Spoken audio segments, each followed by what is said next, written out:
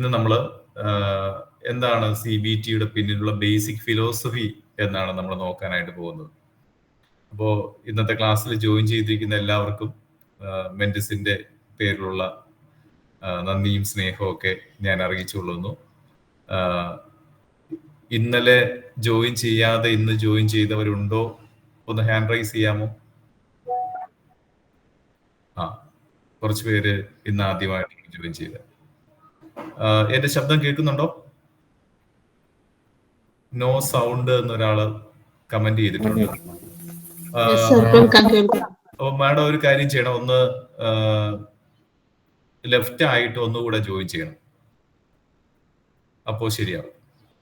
Okay, ഞാൻ ഇന്നലെ പറഞ്ഞ കാര്യങ്ങൾ വളരെ വിശാലമായിട്ട് പറഞ്ഞു. അതുകൊണ്ട് തന്നെ ഇന്ന് വീണ്ടും ആവർത്തിച്ച് സമയം കളയാനായിട്ട് ആഗ്രഹിക്കുന്നില്ല. എങ്കിലും അതിന്റെ ഏറ്റവും ബ്രീഫായിട്ട് പറഞ്ഞു കഴിഞ്ഞാൽ, ആരൻ ബക്ക് അദ്ദേഹമാണല്ലോ 1960കളിൽ CBT എന്ന് പറയുന്ന മെന്റൽ ഹെൽത്ത് ഇന്റർവെൻഷൻസിലെ ഒരു വലിയ വിപ്ലവം ആയ CBTയെ കൊണ്ടുവന്നത്. ഇന്ന് തെറാപ്പി റൂമുകളിൽ ഏറ്റവും കൂടുതൽ ഉപയോഗിക്കപ്പെടുന്ന ഒരു ഇന്റർവെൻഷൻ ആയിട്ട് CBT മാറിയിട്ടുണ്ട്. അപ്പോ ഇതിന്റെ പിന്നില് ബെക്ക് ഒരു ന്യൂറോളജിസ്റ്റ് ആയിരുന്നു, അവിടുന്ന് സൈക്കാട്രിസ്റ്റ് ആയിട്ട് മാറി. അദ്ദേഹം സൈക്കോ അനാലിസിസിൽ ഒരു ഡിപ്ലോമയൊക്കെ ചെയ്തതിനു ശേഷം സൈക്കോ അനാലിസിസ് പ്രാക്ടീസ് ചെയ്യുമായിരുന്നു. പ്രത്യേകിച്ച് ഡിപ്രഷനുള്ള, ആൻസൈറ്റിയുള്ള ക്ലയൻസിനെ അദ്ദേഹം ട്രീറ്റ് ചെയ്യുമ്പോൾ ഡ്രീം അനാലിസിസ് ചെയ്യുന്ന സമയത്ത് അവരുടെ ഡ്രീമിനൊരു പ്രത്യേകത ഉള്ളതായിട്ട് അദ്ദേഹത്തിന് തോന്നി. ഒരു സെൽഫ് പെർസിക്യൂട്ടിംഗ് ടൈപ്പ് ഡ്രീമുകളായിരുന്നു ഇവര് പ്രത്യേകമായിട്ട് കണ്ടിരുന്നത്. അതുമാത്രമല്ല, ഈ ഡിപ്രഷനിലൂടെ കടന്നു പോകുന്ന, ആൻസൈറ്റിയിലൂടെ കടന്നു പോകുന്ന ക്ലയൻസിന്റെ തോട്ടിനെ അദ്ദേഹം നോക്കിയപ്പോൾ എല്ലാവർക്കും കുറച്ച് ഡിസ്ട്രോട്ടഡ് ആയിട്ടുള്ള തോട്ട്സ് ആണ് ഉള്ളത് എന്ന് മനസ്സിലായി. ഈ ഡിസ്ട്രോട്ടഡ് ആയിട്ടുള്ള തോട്ടിനെ ക്ലിയർ ആക്കാനായിട്ട്, അതിനെ ഡിസ്പ്യൂട്ട് ചെയ്യാനായിട്ട് സഹായിക്കുകയും കുറച്ചുകൂടെ റാഷണൽ ആയിട്ടുള്ള, കുറച്ചുകൂടെ ഹെൽപ്ഫുൾ ആയിട്ടുള്ള തോട്ട്സ് കൊണ്ടുവരാനായിട്ട് ശ്രമിക്കുകയും ചെയ്തപ്പോൾ അവരുടെ പ്രശ്നങ്ങൾ മാറുകയും അവര് ടാറ്റ പറഞ്ഞ് ടെർമിനേറ്റ് ചെയ്ത് പോവുകയും ചെയ്തു എന്നാണ് ബെക്ക് പറയുന്നത്. വളരെ രസകരമായിട്ട് അദ്ദേഹം ഒരു വീഡിയോയിൽ പറയുന്നുണ്ട്. സൈക്കോ അനാലിസിസിനൊക്കെ വർഷങ്ങളോളം വന്നുകൊണ്ടിരുന്ന ക്ലയന്റ് 4 സെഷൻ കഴിഞ്ഞപ്പോൾ, അല്ലെങ്കിൽ 8 സെഷൻ കഴിഞ്ഞപ്പോൾ താങ്കളുടെ സേവനത്തിന് നന്ദി എന്ന് പറഞ്ഞ് തന്നെ വിട്ടു പോകാൻ തുടങ്ങി എന്നാണ് പറയുന്നത്. അപ്പോൾ ആൾക്കാർക്കൊരു ഹീലിംഗ് ഉണ്ടായി തുടങ്ങി, മാറ്റം ഉണ്ടായി തുടങ്ങി. അപ്പോ ബെക്കിന്റെ മനസ്സിലൊരു ചിന്ത വന്നു, ഡിപ്രഷനിലേക്ക് പോകുന്ന അല്ലെങ്കിൽ ആൻസൈറ്റിയിലേക്ക് പോകുന്ന ക്ലയൻസിന് ഈ ഒരു ഇമോഷൻ ഉണ്ടാകുന്നതിന് മുമ്പ് ഒരു ഡിസ്ഫങ്ഷണൽ തോട്ട്, അല്ലെങ്കിൽ മുമ്പ് എന്നതിനപ്പുറമായിട്ട് ഈ ഒരു ഡിപ്രഷൻ ഉണ്ടാകുന്നതിന് അല്ലെങ്കിൽ ആൻസൈറ്റി ഉണ്ടാകുന്നതിന് ഒരു തോട്ട് കാരണമാകുന്നു എന്നൊരു ചിന്ത, തോട്ട് കാരണമാകുന്നു എന്നൊരു തോട്ട് ബെക്കിന്റെ മനസ്സിലേക്ക് കയറി. അങ്ങനെ അദ്ദേഹം അതിൽ ഇങ്ങനെ ധാരാളമായിട്ട് ശ്രദ്ധിക്കുകയും പഠനങ്ങളും ഒക്കെ നടത്താനായിട്ട് ശ്രമിച്ചുകൊണ്ടിരിക്കുകയും ചെയ്യുന്ന സമയത്ത് ബെക്ക് തന്നെ ഡിസ്ട്രോട്ടഡ് തിങ്കിങ് ആൻഡ് ഡിപ്രഷൻ എന്നുള്ളൊരു പേപ്പർ പ്രസന്റ് ചെയ്തു. ഈ പേപ്പർ ന്യൂയോർക്കില് അന്ന് REBT പ്രാക്ടീസ് ചെയ്തുകൊണ്ടിരുന്ന, അതിനെക്കുറിച്ച് പഠിക്കുകയും അല്ലെങ്കിൽ അത് സമൂഹത്തിന്റെ മുന്നിലേക്ക് വെക്കുകയും അത് പ്രാക്ടീസ് ചെയ്യുകയും ചെയ്തിരുന്ന ഏലിസ് കാണാനായിട്ടിടയായി. അങ്ങനെ ഏലിസ് ബെക്കുമായിട്ട് ബന്ധപ്പെടുകയാണ്. ബെക്കും ഏലിസുമായിട്ട് പിന്നെ ബന്ധപ്പെടുന്നു. അങ്ങനെ ഏലിസിന്റെ പുസ്തകങ്ങളും അദ്ദേഹത്തിന്റെ തെറാപ്യൂട്ടിക്കൽ ടൂൾസും ഒക്കെ ബെക്ക് പഠിക്കാനായിട്ട് തുടങ്ങി, അല്ലെങ്കിൽ അത് വായിക്കാനായിട്ട് തുടങ്ങി. അങ്ങനെ താൻ മാത്രമല്ല ഈ രീതിയിൽ ചിന്തിക്കുന്നതെന്നും വേറെ ചിന്തിക്കുന്ന ആൾക്കാരുണ്ടെന്ന് മനസ്സിലായി. പിന്നെ കെല്ലിയെ ബെക്ക് ജീവിതത്തിൽ കണ്ടിട്ടില്ല എങ്കിലും അദ്ദേഹത്തിന്റെ പുസ്തകങ്ങൾ ബെക്കിനെ വളരെയധികം സ്വാധീനിച്ചു. പിന്നെ സ്റ്റോയിക് ഫിലോസഫേഴ്സ്, അങ്ങനെ പലരെയും, അതുപോലെ തന്നെ സൈക്കോ ഡൈനാമിക് തിയറിസ്റ്റുകള്, ആൽബർട്ട് അഡ്ലർ ഞാൻ പ്രത്യേകം എടുത്തു പറഞ്ഞു. ഇവരൊക്കെ അവരുടെയൊക്കെ തെറാപ്പികൾ ബെക്കിനെ സ്വാധീനിച്ചു. അപ്പോ ഈ ഒരു ഹിസ്റ്ററിയാണ്, ഇതാണ് ഈ CBTക്ക് കാരണമായ പ്രത്യേക ഒരു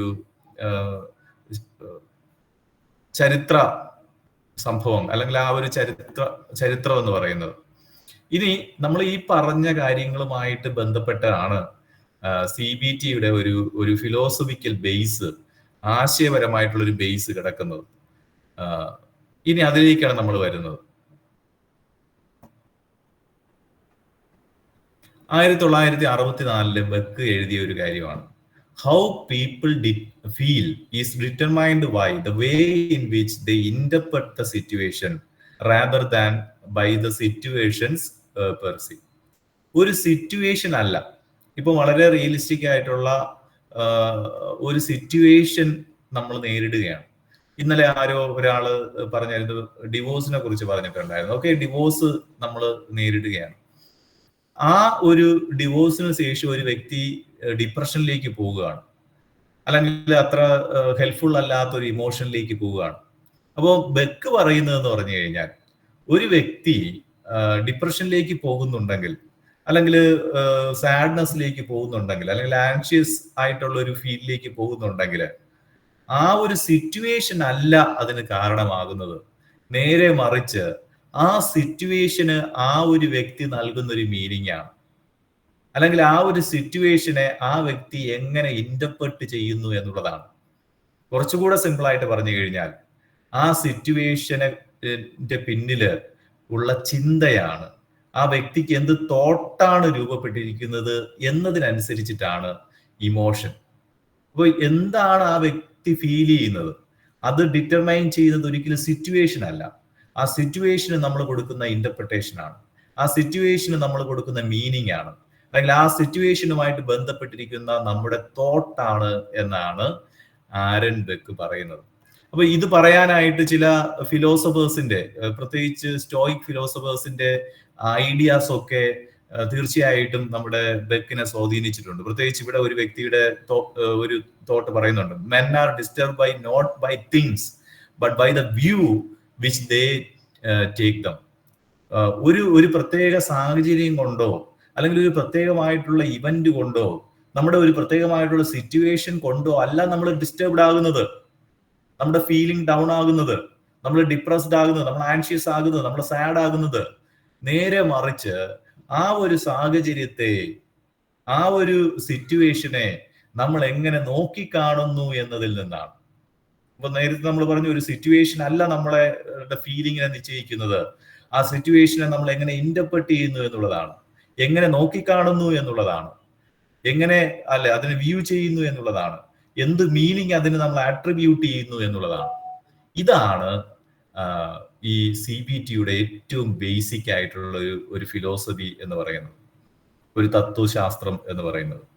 നമുക്കറിയാം, ഒരു സിറ്റുവേഷൻ, ആ ഒരു സിറ്റുവേഷനിലൂടെ നമ്മൾ കടന്നു പോകുമ്പോൾ ഓരോ വ്യക്തികളും ഓരോ രീതിയിലായിരിക്കും ആ സിറ്റുവേഷന് മീനിങ് നിർണ്ണയിക്കുന്നത്. നിങ്ങൾക്ക് ആർക്കെങ്കിലും ഒരാൾക്ക് ഒന്ന് വീഡിയോ ഓൺ ചെയ്യാമെങ്കിൽ നമുക്കൊരു ചെറിയൊരു ഉദാഹരണം ഒന്ന് നോക്കാം. ആർക്കെങ്കിലും ഒരാൾക്ക്, നിങ്ങൾ വളരെ കംഫർട്ടബിൾ ആണെങ്കിൽ ഒരാൾക്കൊന്ന് വീഡിയോ ഒന്ന് ഓൺ ചെയ്യാം. Okay, Princy, thank you so much. പ്രിൻസിക്ക് വീട്ടിൽ ആരൊക്കെയുണ്ട്? Parents, brothers, and this wife. Okay, Princy married ആണോ? Yes. യെസ്. ഓക്കെ, ഒരു പക്ഷെ മാരീഡ് അല്ല എന്ന് കരുതുക. പ്രിൻസിയും ഞാനും വളരെ ക്ലോസ് ആയിട്ടുള്ള ഫ്രണ്ട്സ് ആണ്. പക്ഷെ പ്രിൻസിക്ക് കല്യാണമായി. കല്യാണമായ സമയത്ത് ഒരു ഫ്രണ്ട് എന്ന നിലയിൽ പ്രിൻസി എന്ത് ചെയ്യണം?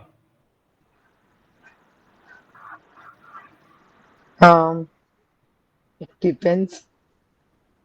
അല്ല, പൊതുവെ നമ്മള് കല്യാണം ആവുമ്പോ ഞാൻ We'll invite the friends. Yes. പക്ഷേ പ്രിൻസിക്ക് എന്നെ ഇൻവൈറ്റ് ചെയ്യാൻ തോന്നിയില്ല. പ്രിൻസി പറയൂ, എനിക്കുണ്ടാകുന്ന ഫീൽ എന്താണ്?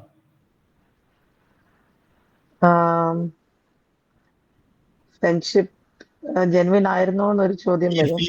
ഫീൽ മാത്രം, ഒരു ഇമോഷൻ എനിക്ക് ഉണ്ടാകാവുന്ന ഇമോഷൻ എന്താണ്? ഹേർട്ട് ആകും. ഹേർട്ട്. എന്തുകൊണ്ട് ഞാൻ ഹേർട്ട് ആവും? ബിക്കോസ് ഒരു ക്ലോസ് ഫ്രണ്ട്ഷിപ്പ് ആയിരുന്നു. എന്റെ മനസ്സിലൊരു ചിന്ത വരും. എന്തായിരിക്കും ആ ചിന്ത? I don't deserve to be treated poorly, അല്ലെ?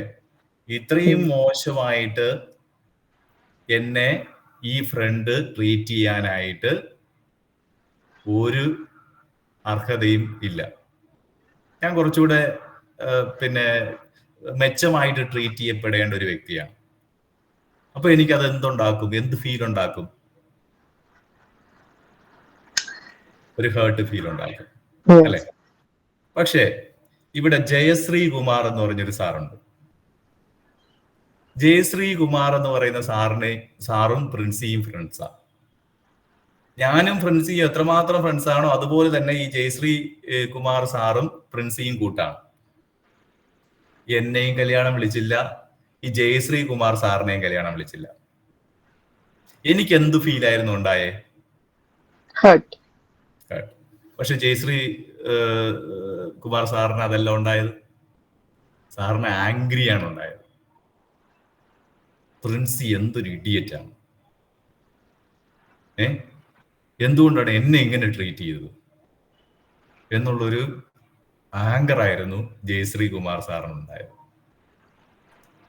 ഓക്കെ, അപ്പോ പ്രിൻസിയുടെ കൂട്ടുകാരനായിരുന്നു ഞാന്. പ്രിൻസിയുടെ കല്യാണത്തിന് എന്നെ ക്ഷണിച്ചില്ല. എനിക്കുണ്ടായത് എന്താണ്? ഹേർട്ട്. വേറൊരാൾക്ക് എന്തുണ്ടായി? ആങ്കർ ഉണ്ടായി. ഇനി ഇവിടെ വേറൊരു ആളുണ്ട്, നമ്മുടെ വസന്ത കുമാരി ടീച്ചറുണ്ട്. ടീച്ചറും പ്രിൻസിയും നല്ല കൂട്ടായി. ഞങ്ങൾ എത്രമാത്രം ഫ്രണ്ട്സ് ആയിരുന്നു അതുപോലെ തന്നെ ആയിരുന്നു ടീച്ചർ. ടീച്ചറിനെയും വിളിച്ചില്ല പ്രിൻസി. ടീച്ചറിന് എന്താ തോന്നിയെന്ന് അറിയാമോ? ആംഗ്രിയും അല്ല, ഹേർട്ടും അല്ല. പിന്നെ എന്താ തോന്നിയേ? ഡിപ്രഷനാണ് തോന്നിയത്. ഒരു വിഷാദമാണ് തോന്നിയത്. എന്തുകൊണ്ടാ വിഷാദമായെന്ന് തോന്നിയെന്ന് അറിയാമോ? എന്നെ പ്രിൻസി കൺസിഡർ ചെയ്തില്ല. കാരണം എന്തോ എനിക്ക് പ്രശ്നമുണ്ട്, എന്റെ ഭാഗത്ത് എന്തോ ഒരു പ്രശ്നമുണ്ട്. അതുകൊണ്ട് ഒരു വിഷാദത്തിലേക്കാണ് ആര് പോയത്? ടീച്ചർ പോയത്. അപ്പൊ ഒരാൾക്ക് ഹേർട്ടായി, ഒരാൾക്ക് ആങ്കർ ഉണ്ടായി, വേറൊരാൾക്ക് എന്തുണ്ടായി? ഡിപ്രഷൻ ഉണ്ടായി. ഇനി ഇതുപോലെ ഫ്രണ്ടായിരുന്ന വേറൊരാളിനെയും പ്രിൻസി വിളിച്ചില്ല. ആ ആളിനുണ്ടായത് എന്താന്ന് പറയുമ്പോൾ ജലസിയ. എല്ലാവരും പോയി അടിച്ചു പൊളിച്ചു, എനിക്ക് മാത്രം പോകാൻ പറ്റിയില്ല. അവരങ്ങ് പൊളിക്കട്ടെ, അവരങ്ങ് അടിച്ചു പൊളിക്കട്ടെ എന്നൊരു ജലസിയാണ് ഒരാൾക്കുണ്ടായത്. പിടികിട്ടിയോ? ഇവന്റ് ഒന്നാണ്, പ്രിൻസി കല്യാണത്തിന് ക്ഷണിച്ചില്ല എന്നുള്ളതാണ് ഇവന്റ്. എനിക്ക് ഹേർട്ടായി, വേറൊരാൾക്ക് ആങ്കറായി, ഒരാൾക്ക് ഡിപ്രഷനായി, ഒരാൾക്ക് എന്തുണ്ടായി? ജലസി. ഇനി വേറെ എന്തെങ്കിലും സാധ്യതകളുണ്ടോ ഇതിനകത്ത്?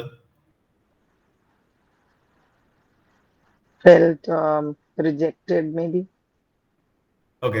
ഫീലിംഗ്. പിന്നെ ചില ആൾക്കാര് അഷെയിംഡ് ആവും. പ്രിൻസി എന്നെ വിളിക്കാത്തതിന് എനിക്ക് എന്തോ പ്രശ്നമുണ്ട്, എന്നിൽ എന്തോ തെറ്റ് പ്രിൻസി കണ്ടു, അതുകൊണ്ടാണ് പ്രിൻസി വിളിക്കാത്തത്. ഇനി പേരുകൾ എനിക്ക് പെട്ടെന്ന് കിട്ടുന്നില്ല. ഇവിടെ മാത്യു സാറുണ്ട്. മാത്യു സാറിന്റെയും ഫ്രണ്ടാണ് പ്രിൻസി. മാത്യു സാറിനെ പ്രിൻസി കല്യാണത്തിന് വിളിച്ചില്ല. പക്ഷെ മാത്യു സാറിന് ഭയങ്കര സന്തോഷമായി കേട്ടോ. പ്രിൻസി എവിടെ താമസിക്കുന്നേ? പത്തനംതിട്ട. ഈ മാത്യു സാർ താമസിക്കുന്നത് തിരുവനന്തപുരത്താണ്. തിരുവനന്തപുരത്ത് താമസിക്കുന്ന മാത്യു സാറ് പ്രിൻസി കല്യാണം വിളിച്ചിരുന്നെങ്കിൽ എവിടെ വരണമായിരുന്നു? പത്തനംതിട്ട വരണം. എത്ര രൂപ പെട്രോൾ അടിക്കണമായിരുന്നു എന്ന് അറിയാമോ? അന്ന് ഓഫീസിൽ പോകാൻ പറ്റുമോ? ഇല്ല. അപ്പോ ലീവ് എടുക്കണമായിരുന്നു. അതിന്റെ നഷ്ടം. ഇനി പ്രിൻസി കല്യാണത്തിന് വിളിച്ചു കഴിഞ്ഞാൽ പ്രിൻസിയുടെ കല്യാണത്തിന് വെറുതെ വരാൻ പറ്റുമോ? എന്തെങ്കിലും വാങ്ങിയിട്ട് വരണ്ടേ? ഗിഫ്റ്റ് വേണ്ടേ? അതിന് കാശ് വേണ്ടേ? അപ്പോ ഒരു 10,000 രൂപ നഷ്ടം. പ്രിൻസി വിളിക്കാനും വിട്ടുപോയി. മാത്യു സാറിന് അത് ഭയങ്കര സന്തോഷമായി. He was celebrating. പിടികിട്ടുന്നുണ്ടോ? ഒരു ഇൻസിഡന്റ് ആണ്. പ്രിൻസി കല്യാണത്തിന് വിളിച്ചില്ല എന്നുള്ളതാണ് ഇൻസിഡന്റ്. എനിക്കൊരു ഫീൽ ഉണ്ടായി, ശ്രീകുമാർ സാറിന് ഒരു ഫീൽ ഉണ്ടായി, വസന്ത ടീച്ചറിന് ഒരു ഫീൽ ഉണ്ടായി, മാത്യു സാറിന് വേറൊരു ഫീൽ ഉണ്ടായി, ഇനി മറ്റൊരു വ്യക്തിക്ക് വേറൊരു ഫീൽ ആയിരിക്കും. Same situation. പക്ഷേ പലർക്കും ഇത് ഉണ്ടാക്കിയത് പല ഫീലാണ്. എന്താണ് ഇതിന്റെ പിന്നിലുള്ള പ്രത്യേകത? സിറ്റുവേഷൻ അല്ല, നേരെ മറിച്ച് അതിന്റെ പിന്നിൽ നമ്മൾ ഓരോരുത്തരും ചിന്തിച്ചു കൂട്ടിയ ചിന്തകളാണ്, നമ്മൾ കൊടുത്ത മീനിങ് ആണ്, നമ്മൾ ആ സിറ്റുവേഷൻ എങ്ങനെ ഇന്റർപ്രറ്റ് ചെയ്തു എന്നുള്ളതാണ്. ഇത് നിങ്ങൾക്ക് പിടികിട്ടിയോ? ഇതാണ് CBT യുടെ ഏറ്റവും ബേസിക് ആയിട്ടുള്ള ഫിലോസഫി. Thank you Princy. ഇനി വേണമെങ്കിൽ ഓഫ് ചെയ്തു. ഒരു സിറ്റുവേഷൻ അല്ല നമ്മളെ ഒരു ഫീൽഡിലേക്ക് നയിക്കുന്നത്, ഒരു സിറ്റുവേഷൻ അല്ല, നേരെ മറിച്ച് ആ സിറ്റുവേഷൻ എന്ത് മീനിങ് നമ്മൾ കൊടുക്കുന്നു എന്നുള്ളതാണ്, എന്ത് ഇന്റർപ്രിട്ടേഷൻ നമ്മൾ കൊടുക്കുന്നു എന്നുള്ളതാണ്, എന്ത് അർത്ഥം നമ്മൾ കൊടുക്കുന്നു എന്നുള്ളതാണ്, ആ ഒരു സിറ്റുവേഷനെ നമ്മൾ എങ്ങനെ നോക്കിക്കാണുന്നു, വ്യൂ ചെയ്യുന്നു എന്നുള്ളതാണ്. സോ അതാണ് ഈ ഒരു CBT യുടെ ഒരു ഏറ്റവും ബേസിക് ആയിട്ടുള്ള ഒരു കാര്യം എന്ന് പറയുന്നത്. അപ്പോ നമ്മൾ ഇന്നലെ പറഞ്ഞതുപോലെ ഡിപ്രഷൻ ക്ലയൻസിലായിരുന്നു ഈ CBT ആദ്യമായിട്ട് ബെക്ക് എക്സ്പെരിമെന്റ് ചെയ്തത്. ഇപ്പൊ ഡിപ്രഷൻ ക്ലയൻസിനെ ഈ ബെക്ക് കാണുമ്പോൾ, അവരെ കുറിച്ച് മനസ്സിലാക്കുമ്പോൾ ഒരു നെഗറ്റീവ് ബയസ്, ഓരോ ഇവന്റിനെ കുറിച്ച് ഒരു നെഗറ്റീവ് ആയിട്ടുള്ള ഒരു ഇന്റർപ്രിട്ടേഷൻ അല്ലെങ്കിൽ ഒരു കോഗ്നിറ്റീവ് ഡിസ്ട്രോഷൻ ആ ഒരു ഡിപ്രസീവ് ആയിട്ടുള്ള ക്ലയന്റില് അല്ലെങ്കിൽ ആ ഡിപ്രഷൻ നേരിടുന്ന ക്ലയന്റില് ബെക്ക് കണ്ടു. ആ ഒരു നെഗറ്റീവ് ആയിട്ടുള്ള തോട്ടിനെ അല്ലെങ്കിൽ ബയസ്ഡ് ആയിട്ടുള്ള തോട്ടിനെ, അൺഹെൽപ്ഫുൾ ആയിട്ടുള്ള ഒരു തോട്ടിനെ അല്ലെങ്കിൽ ആ അത്ര ആക്യുറേറ്റ് അല്ലാത്ത ആ ഒരു ഇന്റർപ്രിട്ടേഷനെ, കോഗ്നിറ്റീവ് ഡിസ്ട്രോഷൻസിനെ കറക്റ്റ് ചെയ്യുമ്പോൾ ഇവരുടെ ഡിപ്രഷനിൽ നിന്ന് അല്ലെങ്കിൽ ആൻസൈറ്റിയിൽ നിന്ന് അല്ലെങ്കിൽ ഹെൽപ്ഫുൾ അല്ലാത്ത മറ്റ് ഇമോഷൻസിൽ നിന്ന് അവരെ കരകയറ്റാൻ പറ്റുന്നു എന്ന് ബെക്ക് കണ്ടെത്തി. ഇത്രയും നിങ്ങൾക്ക് ക്ലിയർ ആണല്ലോ? ഓക്കെ. ഇനി ഇതുമായിട്ട് ബന്ധപ്പെട്ട് വരുന്ന ഒരു കാര്യമാണ് CBT triangle. CBT ട്രയാങ്കിളില് ABC 3 കാര്യങ്ങളാണുള്ളത്. A stands for affect or emotion. C stands for cognition or thought. B stands for behavior. അപ്പോ ഈ അഫക്റ്റും ബിഹേവിയറും കോഗ്നിഷനും അല്ലെങ്കിൽ തോട്ടും ഇമോഷനും ബിഹേവിയറും തമ്മിൽ ഒരു ഇന്റർപ്ലേ സംഭവിക്കുന്നുണ്ട്. ഒരു ഇവന്റ് ഉണ്ടായി, ഒരു ആക്ടിവേറ്റിംഗ് ഇവന്റ് ഉണ്ടായി. ആ ആക്ടിവേറ്റിംഗ് ഇവന്റുമായിട്ട് കണക്ട് ചെയ്ത് ഒരു തോട്ടുണ്ട്. ആ തോട്ട് ഇമോഷന് കാരണമാവും. ആ ഇമോഷൻ ഒരു പ്രത്യേക ബിഹേവിയറിലേക്ക് നമ്മളെ നയിക്കും. ആ ഒരു ബിഹേവിയർ നമ്മെ വീണ്ടും ഒരു തോട്ടിലേക്ക് നയിക്കും. ആ തോട്ട് വീണ്ടും നമ്മളെ ഒരു ഇമോഷനിലേക്ക് നയിക്കും. ആ ഇമോഷൻ വീണ്ടും നമ്മളെ ഒരു ബിഹേവിയറിലേക്ക് നയിച്ചേക്കാം. അങ്ങനെ ഇതൊരു ലൂപ്പായിട്ട് ഇങ്ങനെ തുടരും. അപ്പോ അഫക്റ്റും കോഗ്നിഷനും ബിഹേവിയറും തമ്മിൽ ഒരു ഇന്റർപ്ലേ ഉണ്ട്, അല്ലെങ്കിൽ ഒരു കൃത്യമായിട്ടുള്ള ഒരു കണക്ഷൻ ഉണ്ട് എന്ന് ബെക്ക് പറയുന്നു. ഇതിനെ CBT ട്രയാങ്കിൾ എന്നാണ് നമ്മൾ വിളിക്കുന്നത്. അപ്പൊ ഇതിനെക്കുറിച്ച് നമ്മൾ ABCD ചാർട്ട് നാളെ ഒരുപക്ഷെ നമ്മൾ ഡിസ്കസ് ചെയ്യുന്ന സമയത്ത് നമ്മൾ കുറച്ചുകൂടെ കാര്യങ്ങൾ ഒരുപക്ഷെ പറയും. ഇവിടെ ഒരു ഉദാഹരണം കൊടുത്തിട്ടുണ്ട്, direct and stronger link between ABC. നമുക്ക് ആദ്യം തോട്ടിനെ എടുക്കാം. I am a failure എന്നാണ് thought. I cannot do anything right. I will never be happy. അപ്പൊ I am a failure എന്നുള്ളതാണ് തോട്ട്. രണ്ടാമത്, ഈ തോട്ട് നമ്മളെ കൊണ്ടുപോകുന്നത് എവിടെയാണ്? ഒരു ഇമോഷനിലേക്കാണ്. ഞാനൊരു പരാജയമാണെന്നുള്ള ചിന്ത വരുമ്പോൾ ഫീലിംഗ് സാഡ്, അല്ലെ ഒരു റെസിസ്റ്റന്റ് ആയിട്ടുള്ള ഒരു സാഡ്നെസ് നമുക്ക് ഫീൽ ചെയ്യുന്നു. ഈ ഒരു ഫീലിംഗ് നമ്മളെ എങ്ങോട്ട് കൊണ്ടുപോകുന്നു? ബിഹേവിയറിലേക്ക് കൊണ്ടുപോകുന്നു. അപ്പൊ ശരിയായിട്ടുള്ള ഇമോഷൻ അല്ല എങ്കിൽ, ഹെൽപ്ഫുൾ ആയിട്ടുള്ള ഇമോഷൻ അല്ല എങ്കിൽ നമ്മൾ പോകുന്നത് ഒരു പ്രോബ്ലമാറ്റിക് ആയിട്ടുള്ള ഒരു ബിഹേവിയറിലായിട്ടായിരിക്കും. ഞാനൊരു പരാജയമാണെന്ന് ചിന്തിക്കുന്നു, എനിക്കൊരു സാഡ് ഫീലിംഗ് ഉണ്ടാകുന്നു. ആ സാഡ് ഫീലിംഗ് എന്നെ തന്നെ ഐസൊലേറ്റ് ചെയ്യുന്നതിലേക്ക് അത് കൊണ്ടുപോകും. എന്നെ തന്നെ ഐസൊലേറ്റ് ചെയ്യുന്നതിലേക്ക് കൊണ്ടുപോകും. ഈ ഒരു ഐസൊലേഷൻ വീണ്ടും ഒരു തോട്ടിലേക്ക് എന്നെ നയിച്ചേക്കാം. ആ തോട്ട് വീണ്ടും ഒരു ഇമോഷന് കാരണമായേക്കാം, അത് വീണ്ടും ഒരു ബിഹേവിയറിന് കാരണമായേക്കാം. അങ്ങനെ നമ്മുടെ ABC, നമ്മുടെ അഫക്റ്റ്, നമ്മുടെ കൊഗ്നിഷൻ, നമ്മുടെ ബിഹേവിയർ, ഇത് തമ്മിൽ ഒരു നല്ലൊരു ഇന്റർപ്ലേ ഉണ്ട്. ഇത് നിങ്ങൾക്ക് ക്ലിയർ ആയി എന്ന് ഞാൻ കരുതുന്നു. സാധാരണ ഒരു ഡിപ്രസീവ് ആയിട്ടുള്ള ഒരു ക്ലയന്റിന്, അല്ലെങ്കിൽ അത്ര ഹെൽപ്ഫുൾ അല്ലാത്ത ഒരു ഇമോഷനിലൂടെ കടന്നു പോകുന്ന ഒരു വ്യക്തിക്ക് ഓട്ടോമാറ്റിക് ആയിട്ടുള്ള, സ്പോണ്ടേനിയസ് ആയിട്ടുള്ള, അൺകൺട്രോളബിൾ ആയിട്ടുള്ള നെഗറ്റീവ് തോട്ട്സ് ഉണ്ടാവും. ഈ തോട്ട്സ് പ്രധാനമായിട്ട് 3 തലങ്ങളിലാണ് ഉണ്ടാവുക. ഇതിനെ കൊഗ്നിറ്റീവ് ട്രയാഡ് എന്ന് വിളിക്കും. ഒന്നാമതായിട്ട് ആ വ്യക്തിക്ക് നെഗറ്റീവ് തോട്ട് ഉണ്ടാകുന്നത്, ആ നെഗറ്റീവ് തോട്ട് ഓട്ടോമാറ്റിക് ആയിട്ട് വരുന്നതാണ്, സ്പോണ്ടേനിയസ് ആയിട്ട് വരുന്നതാണ്, പലപ്പോഴും അത് അൺകൺട്രോളബിൾ ആണ്, അൺകോൺഷ്യസിൽ നിന്ന് വരുന്നതാണ്. ആ ഒരു നെഗറ്റീവ് തോട്ട് ഒന്നാമതായി സ്വന്തത്തെ കുറിച്ചായിരിക്കും, സെൽഫിനെ കുറിച്ചായിരിക്കും. Negative thought about self. I am a failure, I am worthless, I am ugly, ഇങ്ങനെയുള്ള ചിന്തകൾ, സെൽഫിനെ കുറിച്ചുള്ള നെഗറ്റീവ് തോട്ട്സ് ഓട്ടോമാറ്റിക് ആയിട്ട്, സ്പോണ്ടേനിയസ് ആയിട്ട്, അൺകൺട്രോളബിൾ ആയിട്ട് ഉണ്ടായിക്കൊണ്ടിരിക്കും. ഇനി കൊഗ്നിറ്റീവ് ട്രയാഡില് രണ്ടാമത് സെൽഫിനെ കുറിച്ചുള്ള നെഗറ്റീവ് തോട്ട് മാത്രമല്ല, ഈ വേൾഡിനെ കുറിച്ചുള്ള ഒരു നെഗറ്റീവ് തോട്ട് ഉണ്ടാവും. Everybody hates me because I am worthless. ഈ ലോകത്തിലെ എല്ലാവരും എന്നെ വെറുക്കുന്നു, ഈ ലോകത്തിൽ എന്നെ ആരും സ്നേഹിക്കുന്നില്ല, ആരും എന്നെ പരിഗണിക്കാനായിട്ടില്ല, ഈ ലോകം വളരെ മോശമായിട്ടുള്ള ഒരു ലോകമാണ്, ഈ ലോകത്ത് ഒരു മനുഷ്യനും നല്ലവരല്ല എന്നൊക്കെയുള്ള ലോകത്തെ കുറിച്ചുള്ള ഒരു നെഗറ്റീവ് തോട്ട് ഉണ്ടാവും. വളരെ ഓട്ടോമാറ്റിക് ആയിട്ട്, വളരെ സ്പോണ്ടേനിയസ് ആയിട്ട്, അൺകൺട്രോളബിൾ ആയിട്ട് നമ്മുടെ ലോകത്തെ കുറിച്ച് ഇങ്ങനെ ഓട്ടോമാറ്റിക് ആയിട്ടുള്ള നെഗറ്റീവ് തോട്ട്സ് ഇങ്ങനെ കയറി വന്നുകൊണ്ടിരിക്കും. അൺകൺട്രോളബിൾ ആയിട്ടുള്ള നെഗറ്റീവ് തോട്ട്സ് കയറി വന്നുകൊണ്ടിരിക്കും.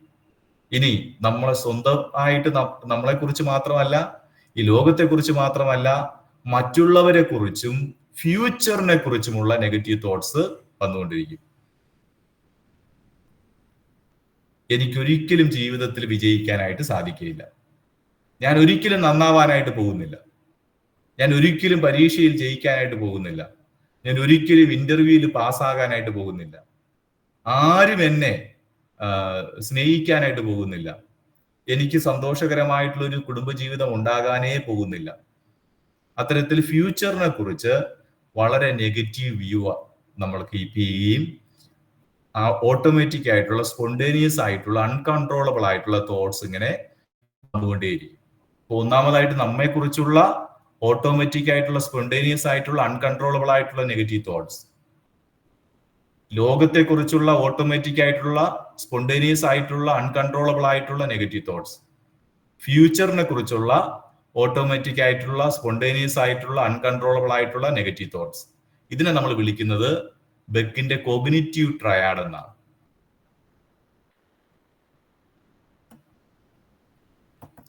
അടുത്ത സ്ലൈഡിൽ ഞാൻ കുറച്ചുകൂടെ ഉദാഹരണങ്ങൾ കൊടുത്തിട്ടുണ്ട്. അപ്പോൾ നമ്മുടെ കോർ ബിലീഫ്, ഒന്നാമതായിട്ട് നമ്മെക്കുറിച്ച്, രണ്ടാമത് മറ്റുള്ളവരെ കുറിച്ച് അല്ലെങ്കിൽ വേൾഡിനെ കുറിച്ച്, മൂന്നാമതായിട്ട് നമ്മുടെ ഫ്യൂച്ചറിനെ കുറിച്ച്. അപ്പോൾ നമ്മളെ കുറിച്ച് നമ്മൾ അവിടെ പറഞ്ഞു ഐ ആം യൂസ്ലെസ് അല്ലെ, മറ്റുള്ളവരെ കുറിച്ച് നമ്മൾ പറഞ്ഞു വേൾഡ് ഈസ് അൺഫെയർ, ഫ്യൂച്ചറിനെ കുറിച്ച് പറഞ്ഞു things will never work out for me, എനിക്ക് ഒന്നൊരു നന്മയും സംഭവിക്കാനായിട്ട് പോകുന്നില്ല. അപ്പൊ ഈ ഒരു കൊഗ്നിറ്റീവ് ട്രയാഡുമായിട്ട് ബന്ധപ്പെടുത്തി നമുക്കൊരു സിമ്പിൾ കൊഗ്നിറ്റീവ് മോഡൽ നമുക്ക് പരിചയപ്പെടാം. അപ്പോൾ ഒന്നാമതായിട്ട് ഈ കൊഗ്നിറ്റീവ് മോഡൽ സിറ്റുവേഷൻ ആണ്, രണ്ടാമതായിട്ട് തോട്ടാണ്, മൂന്നാമതായിട്ട് റിയാക്ഷൻ ആണ്. ഈ റിയാക്ഷനിൽ 3 കാര്യങ്ങളാണ്, ഡൊമൈൻസ് ആണ് പ്രധാനമായിട്ട് വരുന്നത്. ഒന്ന് ഫിസിക്കൽ ആയിട്ടുള്ള റിയാക്ഷൻസ് ഉണ്ടാവാം, 2 ഇമോഷണൽ ആയിട്ടുള്ള റിയാക്ഷൻസ് ഉണ്ടാകാം, 3 ബിഹേവിയറൽ ആയിട്ടുള്ള ഇമോഷൻസ് ഉണ്ടാകാം.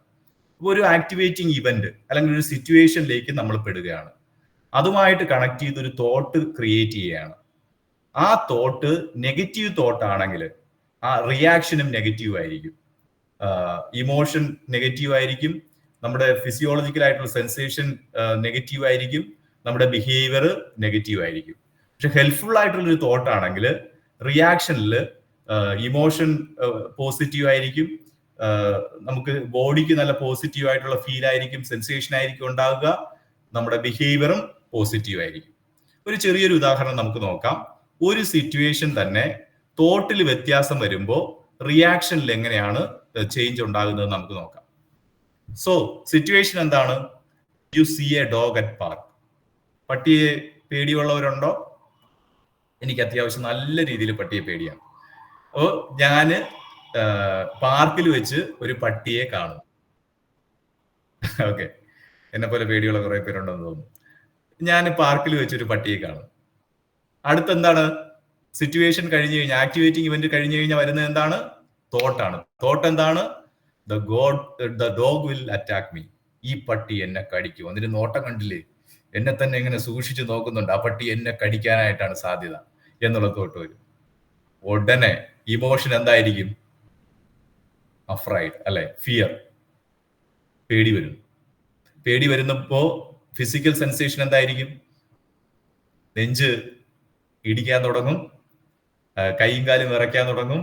നമുക്ക് ഓടണമെന്നുണ്ട്, പക്ഷെ ഓടാൻ പറ്റാത്തൊരു സാഹചര്യമായിരിക്കും. അതായിരിക്കും ഒരു ഫിസിക്കൽ സെൻസേഷനിൽ റിയാക്ഷൻ ആയിട്ട് വരുന്നത്. ഓക്കെ, ബിഹേവിയറൽ ഒരു റിയാക്ഷൻ എന്തായിരിക്കും? നമ്മൾ ഓടാനായിട്ട് ശ്രമിക്കുന്നു, നമ്മൾ അലറി വിളിക്കാനായിട്ട് ശ്രമിക്കുന്നു, നമ്മൾ അല്ലെങ്കിൽ മറ്റുള്ള ആരുടെയെങ്കിലും പുറകിൽ ചെന്ന് മറയാനായിട്ട്. വേറെ ആർക്കെങ്കിലും കടി കിട്ടിയാലും കുഴപ്പമില്ല, എനിക്ക് കിട്ടരുത് എന്ന് പറയുമ്പോൾ നമ്മൾ ചിലപ്പോൾ ചെന്ന് മറ്റുള്ളവരുടെ പിന്നാലെ ഇങ്ങനെ മറയാനായിട്ട് ശ്രമിക്കും. ഇനി ചില ആൾക്കാരാണെങ്കിൽ പിന്നെ ആ പാർക്കിൽ പിന്നെ ഒരിക്കലും പോകാതെ ഇരിക്കും. ആ പാർക്ക് അവോയ്ഡ് ചെയ്യാനായിട്ട് ശ്രമിക്കും. പക്ഷെ നടക്കാനായിരിക്കും, ഈവനിങ് വാക്കിനായിട്ടായിരിക്കും പാർക്കിൽ പോകുന്നത്. അവിടെ വെച്ചൊരു പട്ടിയെ കണ്ടു, അതൊന്ന് കുരച്ചു കഴിഞ്ഞാൽ പിന്നെ ആ നടത്തവേ അങ്ങ് ഉപേക്ഷിക്കും. അതായിരിക്കും ബിഹേവിയറൽ ആയിട്ടുള്ള ഒരു റിയാക്ഷൻ. പിടികിട്ടിയോ? സിറ്റുവേഷൻ എന്തായിരുന്നു? പട്ടിയെ കണ്ടു. തോട്ട് എന്തായിരുന്നു? ഈ പട്ടി എന്നെ കടിക്കാൻ പോവുകയാണ്.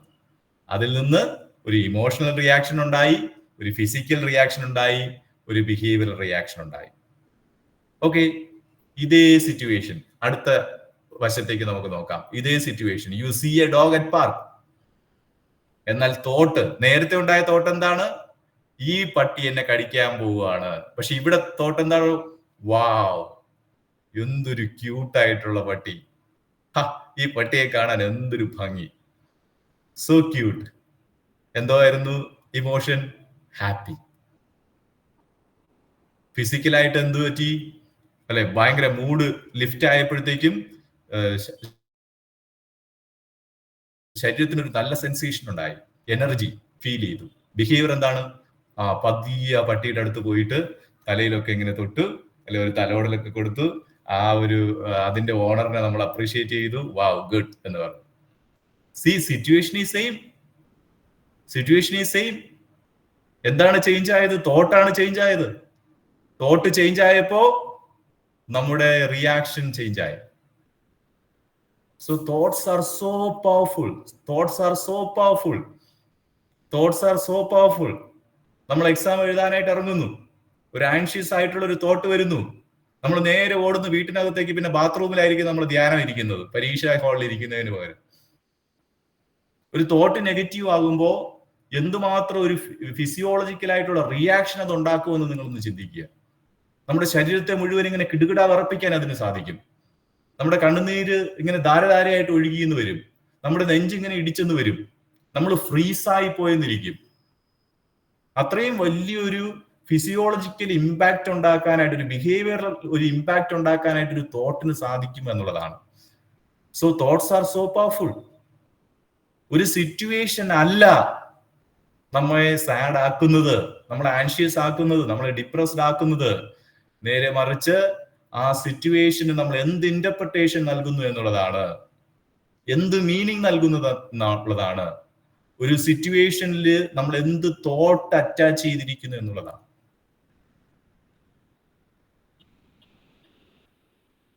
പ്രിൻസി തന്നെ നമുക്ക് ഒരു വിക്ടിമായിട്ട് ഉപയോഗിക്കാം.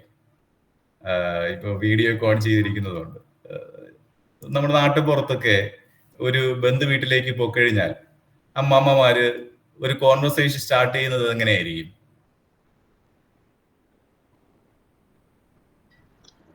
അയ്യോ, പ്രിൻസി അങ്ങ് കറുത്തു പോയല്ലോ. ഇങ്ങനെ ഒരു കോൺവെർസേഷൻ സ്റ്റാർട്ട് ചെയ്ത പ്രിൻസിയുടെ റിയാക്ഷൻ എന്തായിരിക്കും? Sad or offended. ആ, പക്ഷെ ആ ചോദ്യം അപ്പുറത്ത് ഇരിക്കുന്ന സീമ മാമനെ ഒന്നും സാഡും ആക്കിയില്ല, ഒഫൻഡഡും ആക്കിയില്ല. തിരിച്ചു ചോദിച്ചു, ഓ പിന്നെ അമ്മാമ അങ്ങ് മദാമയായിട്ടിരിക്കുവല്ലേ. എന്നിട്ട് രണ്ടുപേരും കൂടെ അങ്ങ് ചിരിച്ചു. ആ സാഹചര്യത്തിൽ നിന്ന് അങ്ങ് പോയി. എന്താ ഇതിന്റെ രണ്ടിന്റെ വ്യത്യാസം? തോട്ട് പിടിയിട്ടുന്നുണ്ടോ നിങ്ങൾക്ക്? ഒരു സിറ്റുവേഷൻ അല്ല നമ്മളെ ഒരു പ്രത്യേക ഇമോഷനിലേക്ക്, അല്ലെങ്കിൽ ഹെൽപ്ഫുൾ അല്ലാത്തൊരു ഇമോഷനിലേക്ക്, ഡിപ്രസീവ് ആയിട്ടുള്ള ഒരു ഇമോഷനിലേക്ക്, സാഡ് ഒരു ഫീലിംഗിലേക്ക്, ഫിയറിലേക്ക്, ആൻഷ്യസ് ആയിട്ടുള്ള ഒരു ഫീലിലേക്ക് നമ്മളെ നയിക്കുന്നത്. നേരെ മറിച്ച് ആ സിറ്റുവേഷന് നമ്മൾ കൊടുക്കുന്ന ഒരു മീനിങ് ആണ്. ശരി, നമ്മൾ കോഗ്നിറ്റീവ് ട്രയാഡ് നോക്കി, ഒരു സിമ്പിൾ കോഗ്നിറ്റീവ് മോഡൽ നോക്കി, കുറച്ചുകൂടെ കോംപ്ലിക്കേറ്റഡ് ആയിട്ടുള്ള, അല്ലെങ്കിൽ കുറച്ചുകൂടെ ഒരു അഡ്വാൻസ് ആയിട്ടുള്ള ഒരു മോഡൽ നമുക്ക് നോക്കാം. ഇതിൽ ഒന്നാമത് എന്താണ്? Early experience. രണ്ടാമത് എന്താണ്? Core belief, rules, assumptions. ഇതിന് പിന്നെ ലൈഫ് ഫിലോസഫി എന്നും ധാരാളം പേരുകൾ നിങ്ങൾക്ക് കാണാനായിട്ട് സാധിക്കും. ധാരാളം പേരുകൾ, പലരും പല പേരുകൾ ഇട്ട് വിളിക്കുന്നു. അപ്പൊ core belief, rules or assumptions അതുണ്ടാവും. പിന്നെ ഒരു ഇമ്മീഡിയറ്റ് ആയിട്ടുള്ള ഒരു സിറ്റുവേഷൻ ഉണ്ടാവും. ഇതിലും കോംപ്ലിക്കേറ്റഡ് ആയിട്ടുള്ള CBT മോഡലുകളുണ്ട്. നമുക്ക് വേണമെങ്കിൽ ഇനി വരുന്ന ക്ലാസ്സുകളിൽ നമുക്ക് അതിനെക്കുറിച്ച് പറയാം. അപ്പോ ഒരു ഏർലി എക്സ്പീരിയൻസ് ഉണ്ട്, ഒരു കോർ ബിലീഫ് ഉണ്ട്, ഒരു സിറ്റുവേഷൻ ഉണ്ട്, പിന്നെ നമ്മൾ പോകുന്ന ഒരു ഫീലിംഗ്, പിന്നെ ഒരു ബിഹേവിയർ നമുക്കുണ്ട്. അപ്പോൾ ഇത് നമുക്ക് ജസ്റ്റ് ഈ ഒരു മോഡല്, നിങ്ങൾക്ക് ഇതുവരെയുള്ള കാര്യങ്ങൾ ക്ലിയർ ആയോ? കോഗ്നിറ്റീവ് ട്രയാഡ് നിങ്ങൾക്ക് ക്ലിയർ ആയോ? ഓക്കെ, ബേസിക് കോഗ്നിറ്റീവ് ക്ലിയർ ആയോ? അങ്ങനെയാണെങ്കിൽ നമുക്ക് ഈ ഒരു കുറച്ചുകൂടെ താങ്ക് യു. അപ്പൊ നിങ്ങൾക്ക് കുറച്ചുകൂടെ അഡ്വാൻസ് ആയിട്ടുള്ള ഈ മോഡലിലേക്ക് പോവാം. അപ്പൊ ഇവിടെ ഒരു കോർ ബിലീഫ് നമുക്കുണ്ടാവും. അതിനു മുമ്പായിട്ട് നമ്മൾ നേരത്തെ കണ്ടൊരു ഏർലി ലൈൻസ് നമുക്കുണ്ടാവും. അതിൽ നിന്നൊരു കോർ ബിലീഫ് നമ്മൾ ഡെവലപ്പ് ചെയ്യും. അടുത്ത് ഒരു അസംഷൻ നമ്മൾ അതിൽ നിന്ന് മേക്ക് ചെയ്യും. ഒരു റൂള് നമ്മൾ മേക്ക് ചെയ്യും. ഇവിടെ ഈ ഒരു കമ്പൽസറി കോപ്പിംഗ് സ്ട്രാറ്റജീസ് തൽക്കാലം നമുക്ക് വിടാം. അടുത്ത് നമുക്കൊരു ഇമ്മീഡിയറ്റ് സിറ്റുവേഷൻ നമുക്കുണ്ട്. ആ ഇമ്മീഡിയറ്റ് സിറ്റുവേഷനിൽ ഒരു ഓട്ടോമാറ്റിക് ആയിട്ടുള്ള തോട്ട് ഇമേജ് ക്രിയേറ്റ് ചെയ്യപ്പെടുന്നു. പിന്നെ നമുക്ക് റിയാക്ഷൻ ഉണ്ടാകുന്നു. അപ്പൊ നമ്മൾ നേരത്തെ തോട്ട് എന്ന് മാത്രമാണ് പറഞ്ഞത് അല്ലേ? സിറ്റുവേഷൻ നമ്മൾ പറഞ്ഞു, പിന്നെ നമ്മൾ തോട്ട് പറഞ്ഞു, പിന്നെ നമ്മൾ റിയാക്ഷനിലേക്ക് വന്നു. ഇവിടെ കുറച്ചുകൂടെ ഒരു അഡ്വാൻസ്ഡ് ആയിട്ടുള്ള ഒരു കാര്യമാണ്. ഇതിന്റെ ഇടയ്ക്ക് പലതും ആഡ് ചെയ്യുന്നുണ്ട്. നമുക്ക് തൽക്കാലം അത് വിടാം. കോർ ബിലീഫ് നമുക്ക് നോക്കാം. കോർ ബിലീഫ് എന്ന് പറയുന്നത് most central beliefs about our self, നമ്മളെ കുറിച്ചിട്ടുള്ള ഏറ്റവും സെൻട്രൽ ആയിട്ടുള്ള ബിലീഫാണ്. ഇത് ഡെവലപ്പ് ചെയ്യാനായിട്ട് പോകുന്നത് നമ്മൾ സൈക്കോ അനാലിസിസിൽ പറയുന്നത് പോലെ, അല്ലെങ്കിൽ ട്രാൻസാക്ഷൻ അനാലിസിസിൽ പറയുന്നത് പോലെ, ഈ കോർ ബിലീഫ് ഡെവലപ്പ് ചെയ്യുന്നത് എപ്പോഴാണ്? ചൈൽഡ്ഹുഡിലാണ്. പ്രധാനമായിട്ട് ഡെവലപ്പ് ചെയ്യുന്നത് ചൈൽഡ്ഹുഡിലാണ്. ഇത് മിക്കവാറും ഫിക്സഡ് ആയിട്ടുള്ള ഒരു കാര്യമാണ്, അബ്സല്യൂട്ട് ആയിട്ടുള്ള ഒരു കാര്യമാണ്. ആ വ്യക്തിയെ സംബന്ധിച്ചുള്ള ഇത് ട്രൂ ആയിട്ടുള്ള ഒരു കാര്യമാണ്. കോർ ബിലീഫിനെ ഐഡന്റിഫൈ ചെയ്യുക എന്നുള്ളത് അത്ര ഈസി ആയിട്ടുള്ള ഒരു കാര്യമല്ല. എന്നാൽ ഒരു CBT തെറാപ്പിസ്റ്റിന്റെ ദൗത്യം എന്ന് പറയുന്നത് ഒരു വ്യക്തിയുടെ കോർ ബിലീഫിനെ കണ്ടെത്തുക എന്നുള്ളതാണ്. ഈ കോർ ബിലീഫിന്റെ കാറ്റഗറീസിനെ കുറിച്ച് പറയുന്നുണ്ട്. ഹെൽപ്ലെസ്നെസ്, അല്ലെ I am a loser, I am incompetent എന്നൊക്കെയുള്ള ഹെൽപ്ലെസ്നെസിന്റെ ഒരു ഇത്. Unlovability, I am unwanted, I am unloved എന്നൊക്കെയുള്ള ചിന്ത. വർത്ത്ലെസ്നെസ്, ഐ ആം ബാഡ് എന്നൊക്കെയുള്ള ഒരു ചിന്ത. അങ്ങനെ അത് വളരെ പ്രധാനപ്പെട്ട ഒരു കാര്യമല്ല. അപ്പോ ഈ ഒരു കോർ ബിലീഫ് അത് നമ്മുടെ ഒരു ഒരു ഒരു അണ്ടർലൈൻ ഒരു ഫിലോസഫിയാണ് നമ്മുടെ ലൈഫിൽ നമ്മൾ കൊണ്ടു നടക്കുന്ന, അല്ലെങ്കിൽ ഒരു സെൻട്രൽ ബിലീഫാണ്. ഇത് അസംഷനിലേക്ക് അല്ലെങ്കിൽ റൂളുകളിലേക്ക് നമ്മൾ ട്രാൻസ്ലേറ്റ് ചെയ്യും. ഇവിടെ കോർ ബിലീഫ് എന്താണ്? ഐ ആം അൺലവബിൾ ആണ്. അങ്ങനെയാണെങ്കിൽ if I please others then they will love me. Unlovable എന്നുള്ള ഒരു കോർ ബിലീഫ് നമ്മളെ ഒരു അസംഷനിലേക്ക് കൊണ്ടുപോകണം. എന്താണ് assumption? If I please others they will love me. I should not let others get close to me. മറ്റുള്ള ആൾക്കാരോട് എന്ത് ചെയ്യത്തില്ല? അടുക്കത്തില്ല. ഞാൻ മറ്റുള്ള ആൾക്കാരോട് കൂടുതൽ അടുക്കാനായിട്ട് പാടില്ല എന്നതാണ് അവരുടെ റൂൾ, ലൈഫ് റൂൾ. അതിന്റെ കോർ ബിലീഫ് എന്താണ്? I am unlovable. സ്നേഹിക്കപ്പെടാനായിട്ട് ഞാൻ കൊള്ളത്തില്ല, അല്ലെങ്കിൽ അർഹതയില്ലാത്തൊരു വ്യക്തിയാണ്. I am unlikable. അപ്പോ അതിൽ നിന്ന് വരുന്ന ലൈഫ് റൂൾ എന്താണ്? If I express disagreement with others then they will not like me. എനിക്ക് ഒരു വ്യക്തിയോട് ഒരു ഡിസഗ്രിമെന്റ് ഉണ്ടെങ്കിൽ, ഒരു വ്യക്തിയുടെ പെരുമാറ്റം എനിക്ക് ഇഷ്ടപ്പെട്ടില്ല എങ്കിൽ ഞാൻ എന്ത് ചെയ്യാൻ പാടില്ല? അത് എക്സ്പ്രസ് ചെയ്യാൻ പാടില്ല. അങ്ങനെ എക്സ്പ്രസ് ചെയ്ത് കഴിഞ്ഞാൽ അവരെന്നെ ഇഷ്ടപ്പെടത്തില്ല. കാരണം എന്താണ്? ഞാൻ അൺലൈക്കബിൾ ആണ്. I should agree with others all the time. ഞാൻ മറ്റുള്ളവരോട് എപ്പോഴും ഞാൻ എഗ്രി ചെയ്യണം.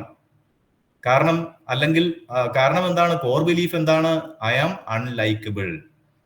ഞാൻ മറ്റുള്ളവരെ എപ്പോഴും പ്ലീസ് ചെയ്യുന്ന കാര്യങ്ങൾ ചെയ്യണം.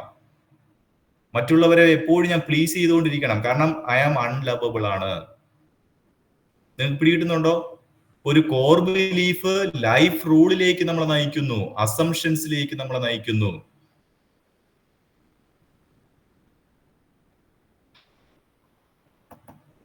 അപ്പൊ കോർ ബിലീഫായി, അസംഷൻസ് ആയി. ഈ ഒരു കോർ ബിലീഫും അസംഷൻസും നമുക്കൊരു നെഗറ്റീവ് ഓട്ടോമാറ്റിക് തോട്ട് നമ്മുടെ മനസ്സിലേക്ക് കൊണ്ടുവരും, ഒരു പ്രത്യേക ഇമ്മീഡിയറ്റ് സിറ്റുവേഷൻ. അത് ഞാൻ ഉദാഹരണത്തിലൂടെ നിങ്ങൾക്ക് പറഞ്ഞുതരാം. അതിനു മുമ്പ് ചില കോർ ബിലീഫുകളെ നമുക്ക് പരിചയപ്പെടാം. സമയം പെട്ടെന്ന് പോവുകയാണ്. നമ്മൾ പറഞ്ഞല്ലോ കോർ ബിലീഫ്, സാധാരണ നമ്മുടെ ബിലീഫ് അതിന് ട്രയാഡ് 3 തലങ്ങളിലാണ്. ഏതൊക്കെയാണ്? ആരെങ്കിലും ഒരാള് അൺമ്യൂട്ട് ചെയ്ത് പറഞ്ഞേ.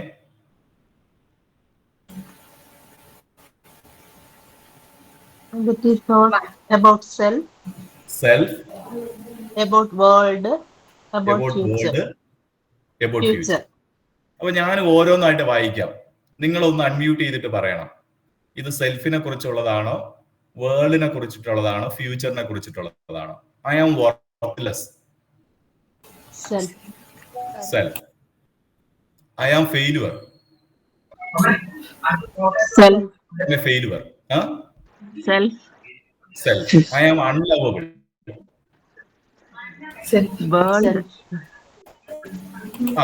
Yes. I am stupid. Self. ഇതെല്ലാം സെൽഫുമായിട്ട് ബന്ധപ്പെട്ട പ്രധാനമായിട്ട് വരുന്നത്. I am always to blame.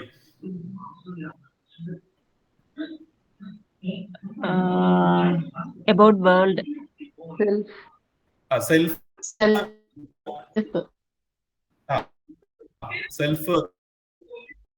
വരാം. Others will abandon me. About others. Others will abandon me. World. Yes. Correct. നിങ്ങൾ പിക്ക് ചെയ്യുന്നുണ്ട്. Thank you. People are out to get me. World. Correct. I will never be successful. Future. I am a burden to others. World. Future. Okay. അത് self ആണെന്നാണ് എനിക്ക് തോന്നിയത്. I am not good enough. Self. People will always betray me. Future. World ആണ്. World അല്ലേ? Okay. ഫ്യൂച്ചറുമായിട്ട് ഒരു connection ഉള്ളതായിരുന്നു അല്ലേ? I am powerless. Self. Nothing I do matters. Self ആണ്. I am always rejected. World. Self. I don't deserve happiness. I don't deserve happiness. Self. Self. I am a okay. I will never be happy. Future. Self. Future. Future. Life is meaningless. Future and world. Okay. I am always alone. Self. Self. നിങ്ങൾ പിടി കിട്ടുന്നുണ്ട്. Very good. അപ്പൊ ഇത്തരത്തിലുള്ള core belief ഒക്കെ ഉണ്ടോ?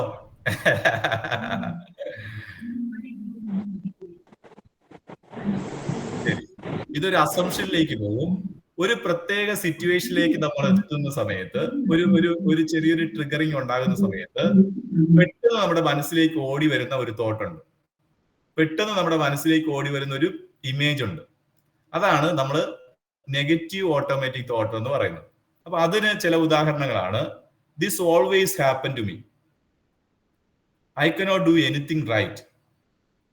Everybody is judging me. I will never be good enough. I am a failure. Nothing ever goes my way. I am so stupid. I will never be able to change. I am always to blame. It's too hard. I cannot handle it. എനിക്കിത് കൈകാര്യം ചെയ്യാൻ പറ്റത്തില്ല. I am worthless. എനിക്കൊരു വിലയുമില്ല. Everyone is against me. എല്ലാവരും എനിക്ക് എതിരാണ്. I am burden to others. ഞാൻ മറ്റുള്ളവർക്കൊരു ഭാരമാണ്. I will never succeed. ഞാൻ ജീവിതത്തിൽ ഒരിക്കലും വിജയിക്കാനായിട്ട് പോകുന്നില്ല. I am always alone. ഞാൻ എപ്പോഴും ഒറ്റയ്ക്കാണ്. I am a disappointment for others. മറ്റുള്ളവരെ ഞാൻ ഡിസപ്പോയിന്റ് ചെയ്യുന്നു. I don't deserve happiness. ഞാൻ സന്തോഷം അർഹിക്കുന്നില്ല. ഞാൻ പല ക്ലയൻസിലും കാണുന്ന ഒരു കോർ ബിലീഫും ഒരു നെഗറ്റീവ് ഓട്ടോമാറ്റിക് തോട്ടുമാണ്. I don't deserve happiness. I will be never happy. എനിക്ക് സന്തോഷം അനുഭവിക്കാനായിട്ട് യാതൊരു വഴിയുമില്ല, അല്ലെങ്കിൽ അത് സംഭവിക്കാനായിട്ട് പോകുന്നില്ല. Nothing matters. ഒന്നും കൊണ്ട് ഒരു കാര്യമില്ല. I am always my fault. It's always my fault. എല്ലാം എന്റെ തെറ്റാണ് എന്ന് ചിന്തിക്കുന്ന ഒരു ഇതാണ്. ഓക്കെ, ഇവിടെ thought, emotion, physical symptom, behaviour, ഇതിന്റെ ഒരു ഇത് കൊടുത്തിട്ടുണ്ട്. ഇത് നമ്മളിപ്പോ തൽക്കാലം ഒഴിവാക്കും. നമ്മൾ നേരത്തെ പറഞ്ഞ ആ ഒരു മോഡലിന്റെ മറ്റൊരു ഉദാഹരണത്തിലേക്ക് പോവുകയാണ്. കോർ ബിലീഫ് എന്താണ്? I am unlovable, incompetent. ഇവിടെ നമ്മൾ കാണുന്നു. അപ്പോൾ പെട്ടെന്നൊരു ഇമ്മീഡിയറ്റ് ബിലീഫ് വരികയാണ്, അല്ലെങ്കിൽ അസംഷൻ വരികയാണ്. എന്താണ്? If I don't understand something perfectly then I am a dumb. അപ്പോൾ ഓൾറെഡി ഞാനൊരു ഇൻകോമ്പിറ്റന്റ് ആണ്, എനിക്ക് വലിയ കഴിവൊന്നും ഇല്ല, ഞാൻ കോമ്പിറ്റന്റ് അല്ല എന്നൊരു കോർ ബിലീഫ് കിടക്കുകയാണ്. അപ്പോൾ അതിന്റെ ഇമ്മീഡിയറ്റ് ബിലീഫായിട്ട് അല്ലെങ്കിൽ അസംഷനായിട്ട് റൂളായിട്ട് വരുന്നത് എന്താണ്? ഞാനൊരു പുസ്തകം വായിക്കുകയാണ്, അല്ലെങ്കിൽ ഇപ്പോൾ ഞാൻ CBT ഒരു ക്ലാസ് കേട്ടുകൊണ്ടിരിക്കുകയാണ്. ഈ ക്ലാസ് ശരിയായിട്ട് എനിക്ക് മനസ്സിലായില്ല എങ്കിൽ അതിനർത്ഥം എന്താണ്? ഞാന് ഒരു മണ്ടനാണ് അല്ലെങ്കിൽ മണ്ടിയാണ്. ഇപ്പൊ സിറ്റുവേഷൻ, നിങ്ങളൊരു ബുക്ക് വായിക്കുന്നു, അല്ലെങ്കിൽ നിങ്ങൾ ഇപ്പോൾ CBT ക്ലാസ് കേട്ടോണ്ടിരിക്കുന്നു. പെട്ടെന്ന് ഓട്ടോമാറ്റിക് തോട്ട് എന്താണ്? This is too hard, I never understand this. ഇത് വളരെ പ്രയാസമാണ്, ഇതെനിക്ക് മനസ്സിലാക്കി എടുക്കാനായിട്ട് സാധിക്കത്തില്ല. പിന്നെ റിയാക്ഷനിലേക്ക് പോകും. ഇമോഷണൽ റിയാക്ഷൻ എന്താണ്? സാഡാണ്. ബിഹേവിയർ എന്താണ്? പുസ്തകം അടച്ചു വെക്കുന്നു, അല്ലെങ്കിൽ ക്ലാസ്സിൽ നിന്ന് ലീവ് ചെയ്യുന്നു. ഫിസിയോളജിക്കൽ ആയിട്ടുള്ള റിയാക്ഷൻ എന്താണ്? ഒരു ഹെവിനെസ്, വയറിന് ഒരു ഹെവിനെസ്, അല്ലെങ്കിൽ തലയ്ക്ക് ഒരു ഹെവിനെസ്. ഇത്രയും കാര്യങ്ങൾ മനസ്സിലായോ? കോർ ബിലീഫ് എന്തായിട്ട് മാറും? അസംഷൻ ആയിട്ട് മാറും, റൂളായിട്ട് മാറും, ഇമ്മീഡിയറ്റ് ബിലീഫ്. കണ്ടോ, പല പല പേരുകൾ മാറി ഉപയോഗിക്കുന്നു എന്നേ ഉള്ളൂ. അപ്പോ ഒരു കോർ ബിലീഫ് നമുക്കുണ്ട്, ഒരു സെൻട്രൽ ആയിട്ടുള്ള ഒരു ബിലീഫ് നമുക്കുണ്ട്. പിന്നെ അതിൽ നിന്ന് നമ്മൾ കുറച്ച് റൂൾ ഉണ്ടാക്കി വെച്ചിട്ടുണ്ട്, കുറച്ച് അസംഷൻസ് ഉണ്ടാക്കി വെച്ചിട്ടുണ്ട്. പിന്നെ ഒരു സിറ്റുവേഷൻ ഉണ്ടാകുമ്പോൾ ഒരു തോട്ട് നമ്മുടെ മനസ്സിലോട്ട് ചാടി വരുന്നു, ഒരു ഇമേജ് ഓടി വരുന്നു, അതിനുശേഷം ഒരു റിയാക്ഷൻ സംഭവിക്കുന്നു. ഇപ്പൊ നേരത്തെ പറഞ്ഞ സിമ്പിൾ മോഡലിന്റെ കുറച്ചുകൂടി അഡ്വാൻസ്ഡ് ആയിട്ടുള്ള ഒരു മോഡലാണ് ഇത്. ഇത് ക്ലിയർ ആകാത്ത ആരെങ്കിലും ഉണ്ടെങ്കിൽ നിങ്ങൾ ധൈര്യമായിട്ട് ചോദിക്കണം. ക്ലിയർ ചെയ്യണം. അപ്പൊ കോർ ബിലീഫ് എന്താണ്? എനിക്ക് കഴിവില്ല. ഇമ്മീഡിയറ്റ് ബിലീഫ് എന്താണ്? എനിക്ക് ഈ ക്ലാസ് മനസ്സിലായില്ലെങ്കിൽ ഞാനൊരു മണ്ടനാണ്. സിറ്റുവേഷൻ എന്താണ്? CBT ക്ലാസ് കേൾക്കുന്നു. ഓട്ടോമാറ്റിക് തോട്ട് എന്താണ്? ഇത് വലിയ പാടാണ്, എനിക്കൊന്നും മനസ്സിലാകാൻ പോകുന്നില്ല. റിയാക്ഷൻ എന്താണ്? ഇമോഷണൽ റിയാക്ഷൻ സാഡ്നെസ് ആണ്. ബിഹേവിയർ എന്താണ്? ക്ലാസ്സും കളഞ്ഞിട്ട് നമ്മൾ പോകുന്നു. ഫിസിയോളജിക്കൽ റിയാക്ഷൻ എന്താണ്? ഒരു തലപ്പെരുപ്പ്. ക്ലിയർ അല്ലേ?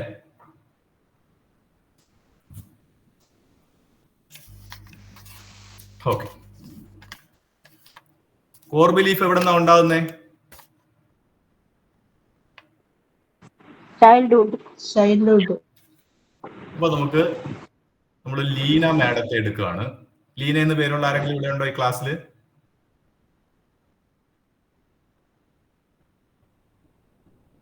ഓക്കെ.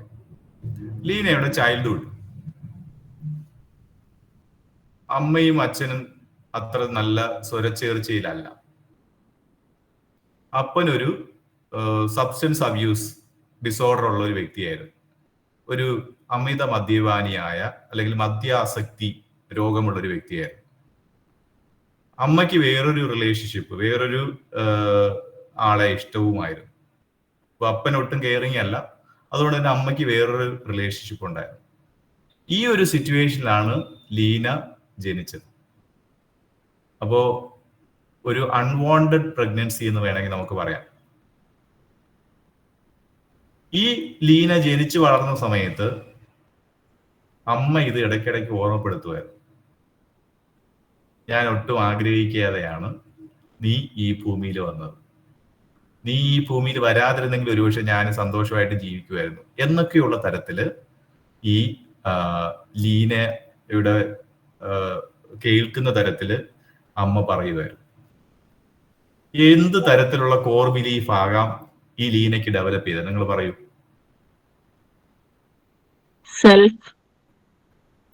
സെൽഫില് എന്താണ് ഡെവലപ്പ് ചെയ്തിട്ടുണ്ടാവുക? I am unwanted. Thank you. വേറെ ഉണ്ടാകാൻ സാധ്യതയുള്ളത്? ഇതിനൊരു സബ്ജക്റ്റിവിറ്റി ഉണ്ട്, ഓരോരുത്തരിലും ഓരോ രീതിയിലായിരിക്കാം. ഓക്കെ, സെൽഫ് ഹേറ്റ് അല്ലെ? I am unlovable. നമുക്ക് തൽക്കാലം എടുക്കാം. I am അൺലവബിൾ. ഓക്കെ, ഇനി നമ്മൾ പറഞ്ഞത് വെച്ചിട്ട് നിങ്ങൾക്ക് എത്രമാത്രം മനസ്സിലായെന്നൊന്ന് നോക്കട്ടെ. അതിൽ നിന്ന് ഐ ആം അൺലവബിൾ എന്നുള്ളൊരു കോർ ബിലീഫാണ് ലീനയ്ക്ക് ഡെവലപ്പ് ചെയ്തതെന്ന് വെച്ചോ. അങ്ങനെയാണെങ്കിൽ ലീന എഴുതി വെക്കാനുള്ള ലൈഫ് റൂൾ, അസംഷൻ എന്തായിരിക്കും?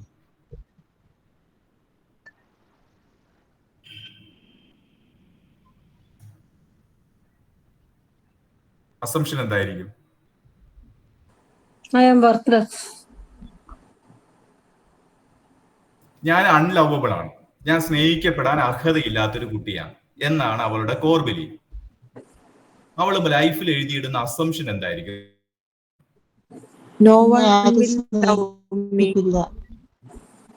ഓക്കെ, നിങ്ങൾ ലൈഫിൽ എഴുതിയിടുന്ന പിന്നെ അസംഷൻ എന്ന് പറയുന്നത് മറ്റുള്ളവർ ഇഷ്ടപ്പെടുന്ന രീതിയിൽ മാത്രം ഞാൻ എന്ത് ചെയ്യണം? ഐ ഷുഡ് ബിഹേവ് അല്ലെ? മറ്റുള്ളവരെ പ്ലീസ് ചെയ്യുന്ന രീതിയിൽ മാത്രം ഞാൻ എന്ത് ചെയ്യണം? പെരുമാറണം. കാരണം ഞാൻ അൺലവബിൾ ആണ്. മറ്റുള്ളവരെ പ്ലീസ് ചെയ്യുന്ന രീതിയിൽ മാത്രം ഞാൻ പെരുമാറണം. അപ്പൊ അടുത്തൊരു ഇമ്മീഡിയറ്റ് സിറ്റുവേഷൻ ഉണ്ടാവുകയാണെ. ഇമ്മീഡിയറ്റ് സിറ്റുവേഷൻ എന്ന് പറഞ്ഞാൽ ലീന അഡോളസെന്റ് പ്രായത്തിലെത്തി. ലീനയ്ക്ക് ഒരു പ്രണയം ഉണ്ടായി. ആ പ്രണയത്തില് ആ ചെറുപ്പക്കാരൻ പറയുവാണ്, നീ എന്നെ സ്നേഹിക്കുന്നുവെങ്കിൽ എനിക്ക് വഴങ്ങണം,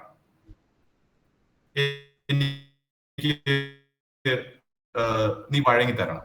ഐ വാണ്ട് ടു ഡു, നമുക്ക് ഒരു സെക്സിലേക്ക് പോകാം എന്ന് പറയാം. അപ്പോ ലീനയുടെ കോർ ബിലീഫ് അസംഷൻ എന്താണ്? അതെ, മറ്റുള്ളവരെ ഇഷ്ടപ്പെടുന്ന രീതിയിൽ അല്ലെങ്കിൽ അവരെ പ്ലീസ് ചെയ്യുന്ന രീതിയിൽ പെരുമാറിയില്ല എങ്കിൽ പറ്റത്തില്ല. കാരണം ഞാൻ അൺലവബിൾ ആയിട്ടുള്ള ഒരു കുട്ടിയാണ്. കോർ ബിലീഫ് ഐ ആം അൺലവബിൾ എന്നുള്ളതാണ്. അപ്പൊ എന്ത് ചെയ്യുന്നു? അവൾ അതിൽ വഴങ്ങുന്നു. അങ്ങനെ അവള് ഒരു ടീനേജ് പ്രഗ്നൻസിയിലേക്ക് പോകും. അതാണ് ഇമ്മീഡിയറ്റ് സിറ്റുവേഷൻ. ആ സമയത്ത് നെഗറ്റീവ് തോട്ട് ഡെവലപ്പ് ചെയ്യും. എന്തായിരിക്കും നെഗറ്റീവ് തോട്ട്?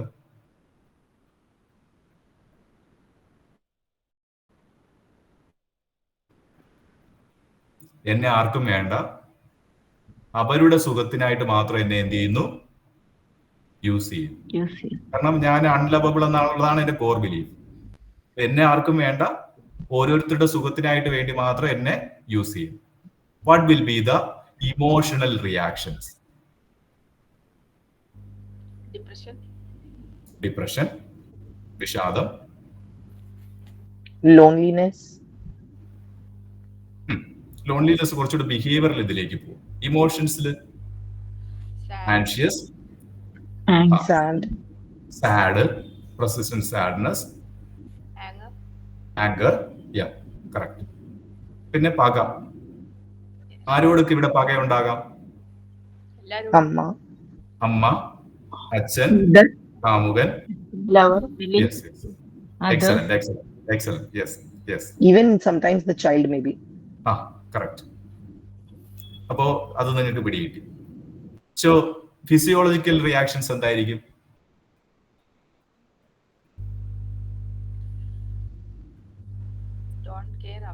സ്ട്രെസ് ഉണ്ടാവും സാറേ.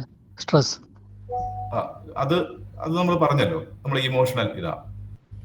ഫിസിയോളജിക്കൽ ആയിട്ടുള്ള ശാരീരികമായിട്ടുള്ള ടയർഡ്നെസ് ഉണ്ടാവും. പിന്നെ പെയിൻ ഉണ്ടാവും അല്ലെ? എപ്പോഴും ബോഡിയിൽ എവിടെയെങ്കിലും ഒക്കെ പെയിൻ ഉണ്ടാവും. പലതരത്തിൽ റിയാക്ഷൻസ് ഉണ്ടാവും. ബിഹേവിയർ എന്തുണ്ടായിരിക്കും? എന്തോ ആയിരിക്കും? ഒരാൾ പറഞ്ഞു ഐസൊലേറ്റ് അല്ലെ? എല്ലാവരിൽ നിന്നും അകന്ന് ഐസൊലേറ്റ് ചെയ്യും. പിന്നെ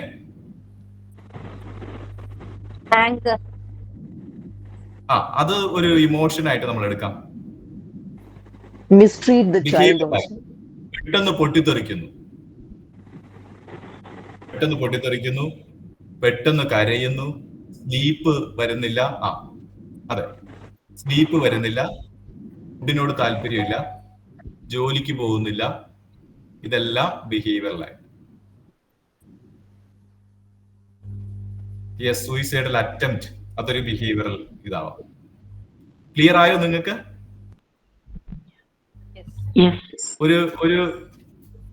ഒരു സ്റ്റോറി എഴുതാൻ പറ്റുമോ നിങ്ങൾക്ക്? ഇങ്ങനെ നമുക്ക് സമയം ആയി. ഒരു സ്റ്റോറി കൂടെ പറയണോ? ഒരു കേസ് കൂടെ പറയണോ? ക്ലിയർ ആയല്ലേ ഏകദേശം? സർ, ഡൗട്ട് ചോദിച്ചോട്ടെ. ഈ കോർ ബിലീഫ് കാരണം ഫസ്റ്റ് തോട്ട്സിന് പകരം ഫീലിങ്സ് ആയിട്ട് അങ്ങനെ വരുമോ? ലൈക്ക് തോട്ട്സ് ചോദിച്ചാൽ ചിലപ്പോൾ പറയാൻ പറ്റില്ലായിരിക്കും. മേ ബി അത് ഈ കോർ ബിലീഫ് കൊണ്ടാണോ ഈ ഫീലിങ്സ് വരുന്നത്? അതെ. ഇവരുടെ ഒരു CBTയുടെ ഒരു ഹൈപ്പോത്തിസിസ് വെച്ചിട്ട് തോട്ടിൽ നിന്നാണ് ഫീലിങ്സിലോട്ട് പോകുന്നത്. പക്ഷെ നിജി പറഞ്ഞതുപോലെ ഈ കോർ ബിലീഫിൽ എത്തുക എന്ന് പറയുന്നത് പലപ്പോഴും ഒരു വലിയൊരു കീറാമുട്ടിയായിട്ട് തെറാപ്പിസ്റ്റിന്റെ മുന്നിൽ നിൽക്കാറുണ്ട്. അങ്ങനെ നിൽക്കുന്ന സമയത്ത് നേരെ തിരിച്ച് ഫീലിംഗിൽ നിന്ന് തോട്ടിലേക്ക് പോകുന്ന മെത്തേഡ്സ് നമ്മൾ ഉപയോഗിക്കാറുണ്ട്. അത് നമുക്ക് ഇനി വരുന്ന ക്ലാസ്സുകളിൽ നമുക്ക് നോക്കാം. അല്ല, ചില വീഡിയോസിലൊക്കെ ഇങ്ങനെ കണ്ടിട്ടുണ്ട്, ഈ ഡിപ്രഷൻ ആയിട്ട് ഡയഗ്നോസ് ചെയ്തവർക്ക് അവർ പറയാറുണ്ട്, എനിക്ക് തോട്ട്സ് ഇല്ല, ഇങ്ങനെ ഒരു ഇവന്റ് ഇല്ല, പക്ഷെ ഓൾവേസ് ഡിപ്രസ്ഡ് ആയിരിക്കും. അങ്ങനെ അവിടെ അപ്പൊ തോട്ട്സ് ഇല്ല, അപ്പൊ ഒരു ഫീലിങ്സ് മാത്രമേ ഉള്ളൂ. അപ്പൊ അതെവിടെ ആക്ച്വലി കോർ ബിലീഫ്സിൽ നിന്ന് തന്നെ വരുന്നതാണോ? കോർ ബിലീഫ് എന്ന് വരുന്നതാണെന്നാണ് CBTയുടെ ഒരു ഇത്. കഴിഞ്ഞ ദിവസം ആ ചോദ്യം ചോദിച്ചതിന് ശേഷം ഞാൻ വീണ്ടും നമ്മുടെ ബെക്ക് ഇൻസ്റ്റിറ്റ്യൂട്ടിന്റെ നോട്ട്സ് എല്ലാം എടുത്ത് നോക്കിയപ്പോ അവര് പറയുന്ന ചില കേസസിൽ ഫീലിംഗ് ഉണ്ടാകും, സിറ്റുവേഷൻ ഉണ്ടാകും, പക്ഷെ ഒരു കോർ ബിലീഫ്, ഒരു ഡിസ്ട്രോട്ടഡ് കോർ ബിലീഫ് നമുക്ക് കാണാനായിട്ട് പറ്റത്തില്ല. അങ്ങനെയുള്ള കേസസ് വരാൻ സാധ്യതയുണ്ടെന്നാണ് പറയുന്നത്. അങ്ങനെയുള്ള കേസസ് വരികയാണെങ്കിൽ നമ്മൾ കോർ ബിലീഫിനെ അഡ്രസ് ചെയ്തിട്ട് കോർ ബിലീഫിനെ നമ്മൾ റീസ്ട്രക്ചർ ചെയ്യാനായിട്ട് അല്ലെങ്കിൽ അതിനെ ഡിസ്പ്യൂട്ട് ചെയ്യാനായിട്ട് ഹെൽപ്പ് ചെയ്യാൻ പോകുന്നതിന് പകരം നമ്മൾ അവർക്ക് സ്കിൽ ട്രെയിനിങ് കൊടുക്കുക. പ്രോബ്ലം സോൾവിങ് സ്കിൽ കൊടുക്കാം, അസർട്ടീവ്നെസ് സ്കില്ല് കൊടുക്കാം, സോഷ്യൽ സ്കിൽ ട്രെയിനിങ് കൊടുക്കാം, ബിഹേവിയറൽ മോഡിഫിക്കേഷൻ കൊണ്ടുവരാവുന്ന സ്കിൽ കൊടുക്കാം. അവരുടെ ആ ഒരു ഫിസിയോളജിക്കലായിട്ടുള്ള ഫിസിയോളജിക്കലായിട്ടുള്ള അറോസൽസ്, ഈ ഇമോഷൻ കൊണ്ടുവരുന്ന ഫിസിയോളജിക്കലായിട്ടുള്ള അറോസൽസ് കുറയ്ക്കാനായിട്ടുള്ള റിലാക്സേഷൻ ടെക്നിക്ക് ഒക്കെ നമുക്ക് കൊടുക്കാം എന്നാണ് അവർ പറയുന്നത്. അങ്ങനെ ഒരു പോസിബിലിറ്റിയെ കുറിച്ച് പറയുന്നുണ്ട്. അത് ഇന്നലെ നിങ്ങളുടെ ചോദ്യത്തിൽ നിന്നാണ് ഞാൻ അതിലേക്ക് പോയത്. അതിന് വളരെ എനിക്ക് നന്ദിയുണ്ട്. Okay sir. ഞാൻ വേറൊരു കാര്യം കൂടെ ചോദിച്ചു. ചിലർക്ക് നമ്മൾ മെഡിസിൻ കൊടുക്കത്തില്ലേ, ഇതുപോലെ നമുക്ക് ലോജിക്കലി അവരുടെ അടുത്ത് ഇന്റർപ്രറ്റ് ചെയ്ത് പറയാനോ അല്ലെങ്കിൽ നമുക്ക് ഈ പറഞ്ഞ പോലെ സ്കിൽ ബേസ്ഡ് ആയിട്ടൊന്നും പറയാൻ പറ്റാത്തടത്ത് ചിലർക്ക് അതിന് ക്ലിനിക്കൽ ഡിപ്രഷൻ എന്നാണ് തോന്നുന്നു പറയുന്നത്, എനിക്കറിയില്ല. അപ്പൊ അത് നമ്മൾ എങ്ങനെ ഡിസ്റ്റിങ്ക്യൂഷ് ചെയ്യും? അവിടെ നമ്മൾ മരുന്ന് കൊടുക്കുകയാണ് CBT അതൊന്നും അപ്ലൈ ചെയ്യാൻ പറ്റില്ല. അതവിടെ നമുക്ക് തോട്ട്സും കോർ ബിലീഫ്സും ഒന്നും കണ്ടുപിടിക്കാൻ പറ്റാതെ വരുമ്പോഴാണോ നമ്മൾ മെഡിസിൻ കൊടുക്കുന്നത്? ഇൻസൈറ്റ് ഉള്ള നമുക്ക് ഈ കാര്യങ്ങളെല്ലാം അപ്ലൈ ചെയ്യാനായിട്ട് പറ്റത്തുള്ളൂ. ഒരു വ്യക്തി പിന്നെ ഒരു ക്ലിനിക്കൽ ഡിപ്രഷനിലാണെങ്കിൽ അല്ലെങ്കിൽ ഒരു സൈക്കോസിസിലാണെങ്കിൽ നമ്മൾ ഒരിക്കലും ഇത് അപ്ലൈ ചെയ്യാനായിട്ട് പോകത്തില്ല. ആദ്യം നമ്മൾ മെഡിസിൻ കൊടുക്കും, അതിനുശേഷം അതിന്റെ ആ ഡിപ്രഷനിൽ അവര് നിന്ന് മുക്തിയിലേക്ക് വരും. അതിനോടൊപ്പം നമ്മളൊരു സപ്പോർട്ടീവ് തെറാപ്പി ആയിട്ട് കൊടുക്കും. എന്തിനാണ് പിന്നെ നമ്മൾ മരുന്ന് കൊടുത്ത് കുറച്ചതിന് ശേഷം സപ്പോർട്ടീവ് തെറാപ്പി ആയിട്ട് കൊടുക്കുന്നത്?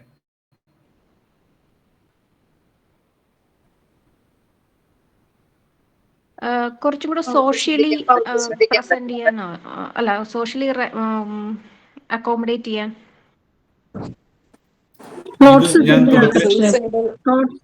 തോട്ട്സ് ചേഞ്ച് ആകാനോ? തോട്ട്സ് ചേഞ്ച് ആകാൻ. അതിനപ്പുറമായിട്ട് നമ്മൾ പറഞ്ഞല്ലോ, CBT എന്ന് പറയുന്നത് ഒരു ട്രെയിനിങ് ആണ്.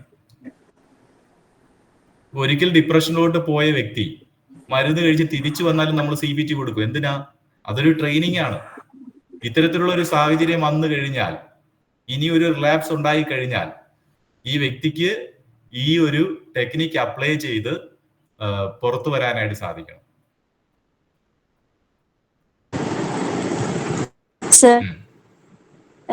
കുഞ്ഞുങ്ങളിൽ നമുക്ക് ഇത് പ്ലേ തെറാപ്പി കൊടുക്കാൻ പറ്റുമോ? CBT ആയിട്ട് ഇതാണോ ചെയ്യുന്നത്? അതെ, അതിനെ ഞാൻ ഇന്നലെ പറഞ്ഞായിരുന്നു. CBTയുടെ ആപ്ലിക്കേഷൻസ് ഇപ്പോ പ്രീ സ്കൂളേഴ്സിന് വരെ നമ്മൾ ചെയ്യുന്നുണ്ട്. സാധാരണ നമ്മൾ കുട്ടികൾക്ക് സൈക്കോ അനലിറ്റിക്കൽ ആയിട്ടുള്ള play therapy, release play therapy, relational play therapy, client centred play തെറാപ്പിയാണ് കൊടുത്തു വന്നിരുന്നത്. പക്ഷെ ഇപ്പോ ഏറ്റവും കൂടുതൽ കൊടുത്തു വരുന്നത് PT പ്ലേ തെറാപ്പിയാണ്. നല്ല രസകരമായിട്ട് 2 പാവകൾ വെച്ചിട്ട് ഇവരുടെ 2 പേരുടെയും ഒരു സിറ്റുവേഷൻ നമ്മൾ നേരത്തെ പറഞ്ഞല്ലോ. ഒന്ന് മ്യൂട്ട് ചെയ്യാമോ ഷാൻ? ഒന്ന് മ്യൂട്ട് ചെയ്യാമോ അവിടുത്തെ ശബ്ദം? ഇപ്പൊ സിറ്റുവേഷൻ എങ്ങനെയാണ് നമ്മളെ ഇമോഷനിലേക്ക് കൊണ്ടുപോകുന്നതെന്ന് പറയാനായിട്ട് 2 പാവ ഉപയോഗിച്ചാൽ മതി, 2 പപ്പറ്റ് ഉപയോഗിച്ചാൽ മതി. ഇവിടെ ഒരു പപ്പറ്റ് പട്ടിയെ കാണുന്നു, പേടിക്കുന്നു. കാരണം പേടിയുടെ പിന്നില് എന്താണ് ഒരു തോട്ട് വന്നു. ഈ ആൾക്കാണെങ്കിൽ വന്നില്ല. മനസ്സിലായോ ഞാൻ നേരത്തെ പറഞ്ഞത്? പ്ലേ തെറാപ്പിയിൽ വരുമ്പോഴത്തേക്കും ഒരു പാവയോ അല്ലെങ്കിൽ ഇന്ത്യൻ ഒരു വേർഷൻ വരികയാണെങ്കിൽ സാരി ഉടുത്ത 2 പാവകളോ ഒക്കെ വെച്ചിട്ട് നമ്മൾ അത് ചെയ്യും. അതുപോലെ ഒത്തിരി പ്ലേ തെറാപ്പികൾ ഇപ്പൊ വരുന്നുണ്ട്. അങ്ങനെ പ്രീ സ്കൂൾ പിള്ളേർക്ക് വരെ CBT ഉപയോഗിക്കുന്നുണ്ട്.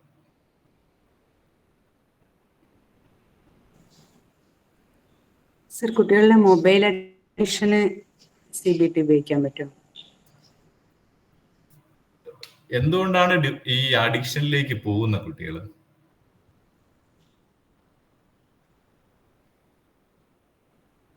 അത് വീട്ടിലെ സാഹചര്യങ്ങൾ കുറെ ഉണ്ട്. കുട്ടികൾ അഡിക്ഷനിലേക്ക് പോകുന്നതിന്റെ പിന്നിൽ പലപ്പോഴും അവരുടെ ഇമോഷൻസ് ഒരു പ്രധാനപ്പെട്ട ഒരു കാര്യമാണ്. അപ്പോ lack of attention. അതൊക്കെ ഒരു കാര്യമാണ്. പക്ഷെ അവരുടെ സ്ട്രെസ് ആണ് പ്രധാനമായിട്ട് അവരെ അഡിക്ഷനിലേക്ക് പലപ്പോഴും കൊണ്ടുപോകുന്നത്. അപ്പോൾ അത്തരത്തില് അതാണ് കാരണമെങ്കിൽ നമ്മൾ തീർച്ചയായിട്ടും CBT ഉപയോഗിക്കാറുണ്ട്.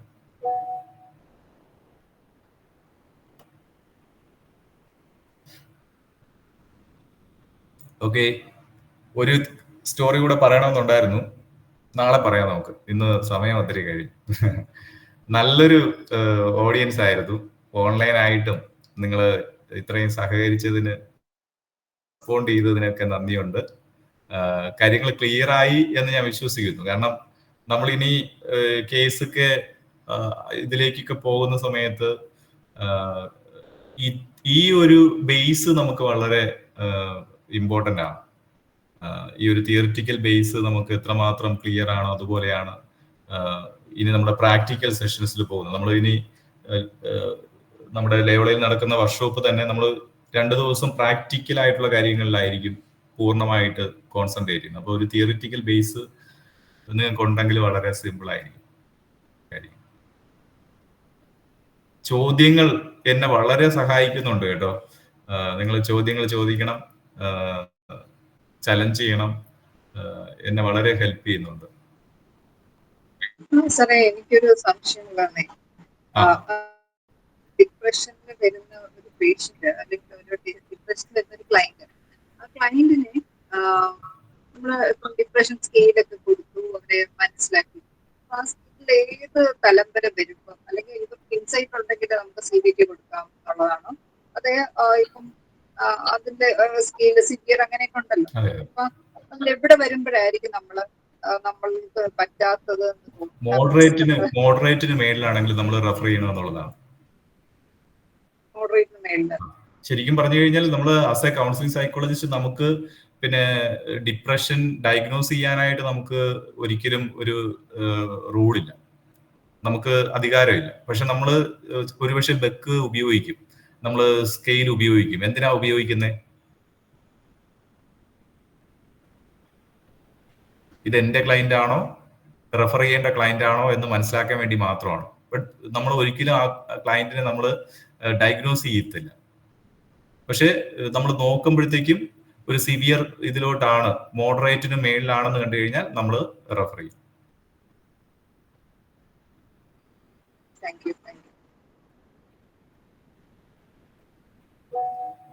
നമുക്ക് എപ്പോഴും ഒരു സൈക്കാട്രിസ്റ്റുമായിട്ട് ഒരു ബന്ധം വേണം. ഇപ്പൊ എനിക്ക് 1-2 പേരുണ്ട്. അപ്പൊ നമ്മൾ അവരിലേക്ക് നമ്മൾ റെഫർ ചെയ്യും. അതിനുശേഷം അവര് മെഡിസിൻ കൊടുക്കും, മറ്റു കാര്യങ്ങളെല്ലാം ചെയ്യും. എന്നിട്ട് അവര് തന്നെ നമ്മളെടുത്ത് വീണ്ടും അയക്കും. അങ്ങനെയാണ് സാധാരണ ചെയ്യാറ്. നമുക്ക് അങ്ങനെ ഒരു കണക്ഷൻ ഉണ്ടായിരിക്കുന്നത് വളരെ ഒരു നല്ലതാണ്. അവർക്ക് മനസ്സിലാവും ഇനി തെറാപ്പിയാണ് ആവശ്യമെന്ന് ഡോക്ടർക്ക് തോന്നുന്ന സമയത്ത് അവർ തിരിച്ച് ഷാൽ സാറിന്റെ അടുത്ത് ഇനി പോയാൽ മതി എന്ന് പറഞ്ഞിട്ട് ഇങ്ങോട്ട് വരും. അങ്ങനെ പരസ്പരം വിശ്വാസത്തിലെടുക്കുന്ന ഹെൽപ്പ് ചെയ്യുന്ന ഒരു സൈക്കാട്രിസ്റ്റുമായിട്ട് നമുക്കൊരു ബന്ധം ഉണ്ടാവണം. ഒന്നിലധികം പേരുമായിട്ട് നമുക്ക് ബന്ധം ഉണ്ടാവണം.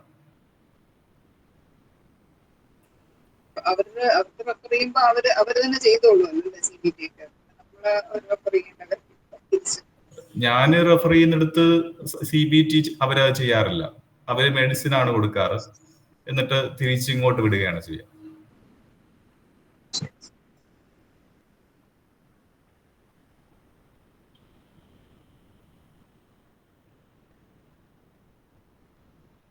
സ്കെയിലൊക്കെ ഉപയോഗിക്കുന്നത് വളരെ നല്ലതാണ്. പിന്നെ നമ്മൾ അതൊന്നും വെച്ച് ഡയഗ്നോസ് ചെയ്ത് കളയരുത് എന്നുള്ളതാണ്. പ്രത്യേകിച്ച് നമ്മൾ സർട്ടിഫൈ ചെയ്ത് കളയരുത് എന്നുള്ളതാണ്. നമുക്കറിയാം, നമ്മുടെ കയ്യിൽ നിൽക്കുന്ന കേസാണ്. കറക്റ്റ്, നമ്മുടെ കയ്യിൽ നിൽക്കുന്ന കേസാണോ അല്ലയോ എന്ന് അറിയണം. പലർക്കും അത് തിരിച്ചറിയാൻ പറ്റാത്തത് കൊണ്ട് വളരെ സിവിയർ ആയിട്ടുള്ള ചില കേസസ് വച്ചുകൊണ്ടിരിക്കും.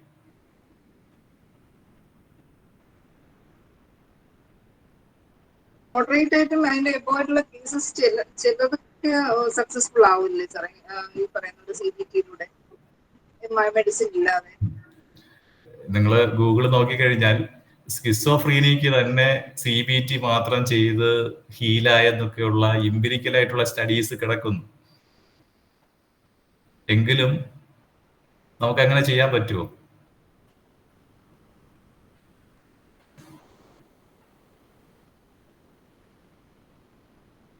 അങ്ങനെയുള്ള ഒരുപക്ഷെ കേസസ് ഉണ്ടെങ്കിൽ തന്നെ നമുക്ക് അങ്ങനെ നമ്മൾ ഒരു സിവിയർ ഡിപ്രഷൻ ഉണ്ട് എന്ന് മനസ്സിലായിട്ട് നമുക്ക് വെച്ചോണ്ടിരിക്കാൻ പറ്റുമോ? അല്ല, ഒരു സപ്പോർട്ടീവ് ആയിട്ട് മാത്രമേ ഉപയോഗിക്കാൻ പറ്റുള്ളൂ അല്ലേ സർ? അതെ. ഇനി അങ്ങനെ ഞാൻ പറയുന്നത് തെറാപ്പിയിലൂടെ മാറുമെന്നിരിക്കട്ടെ, എങ്കിൽ തന്നെ നമുക്ക് വെച്ചുകൊണ്ടിരിക്കാൻ പറ്റുമോ? ഒരിക്കലും അത് എത്തിക്കലല്ലോ. ഒരു വ്യക്തിയുടെ ലൈഫ് വെച്ച് നമ്മൾ കളിക്കുമല്ലേ, അങ്ങനെ നമ്മൾ ഒരിക്കലും ചെയ്യത്തില്ല. അതെ.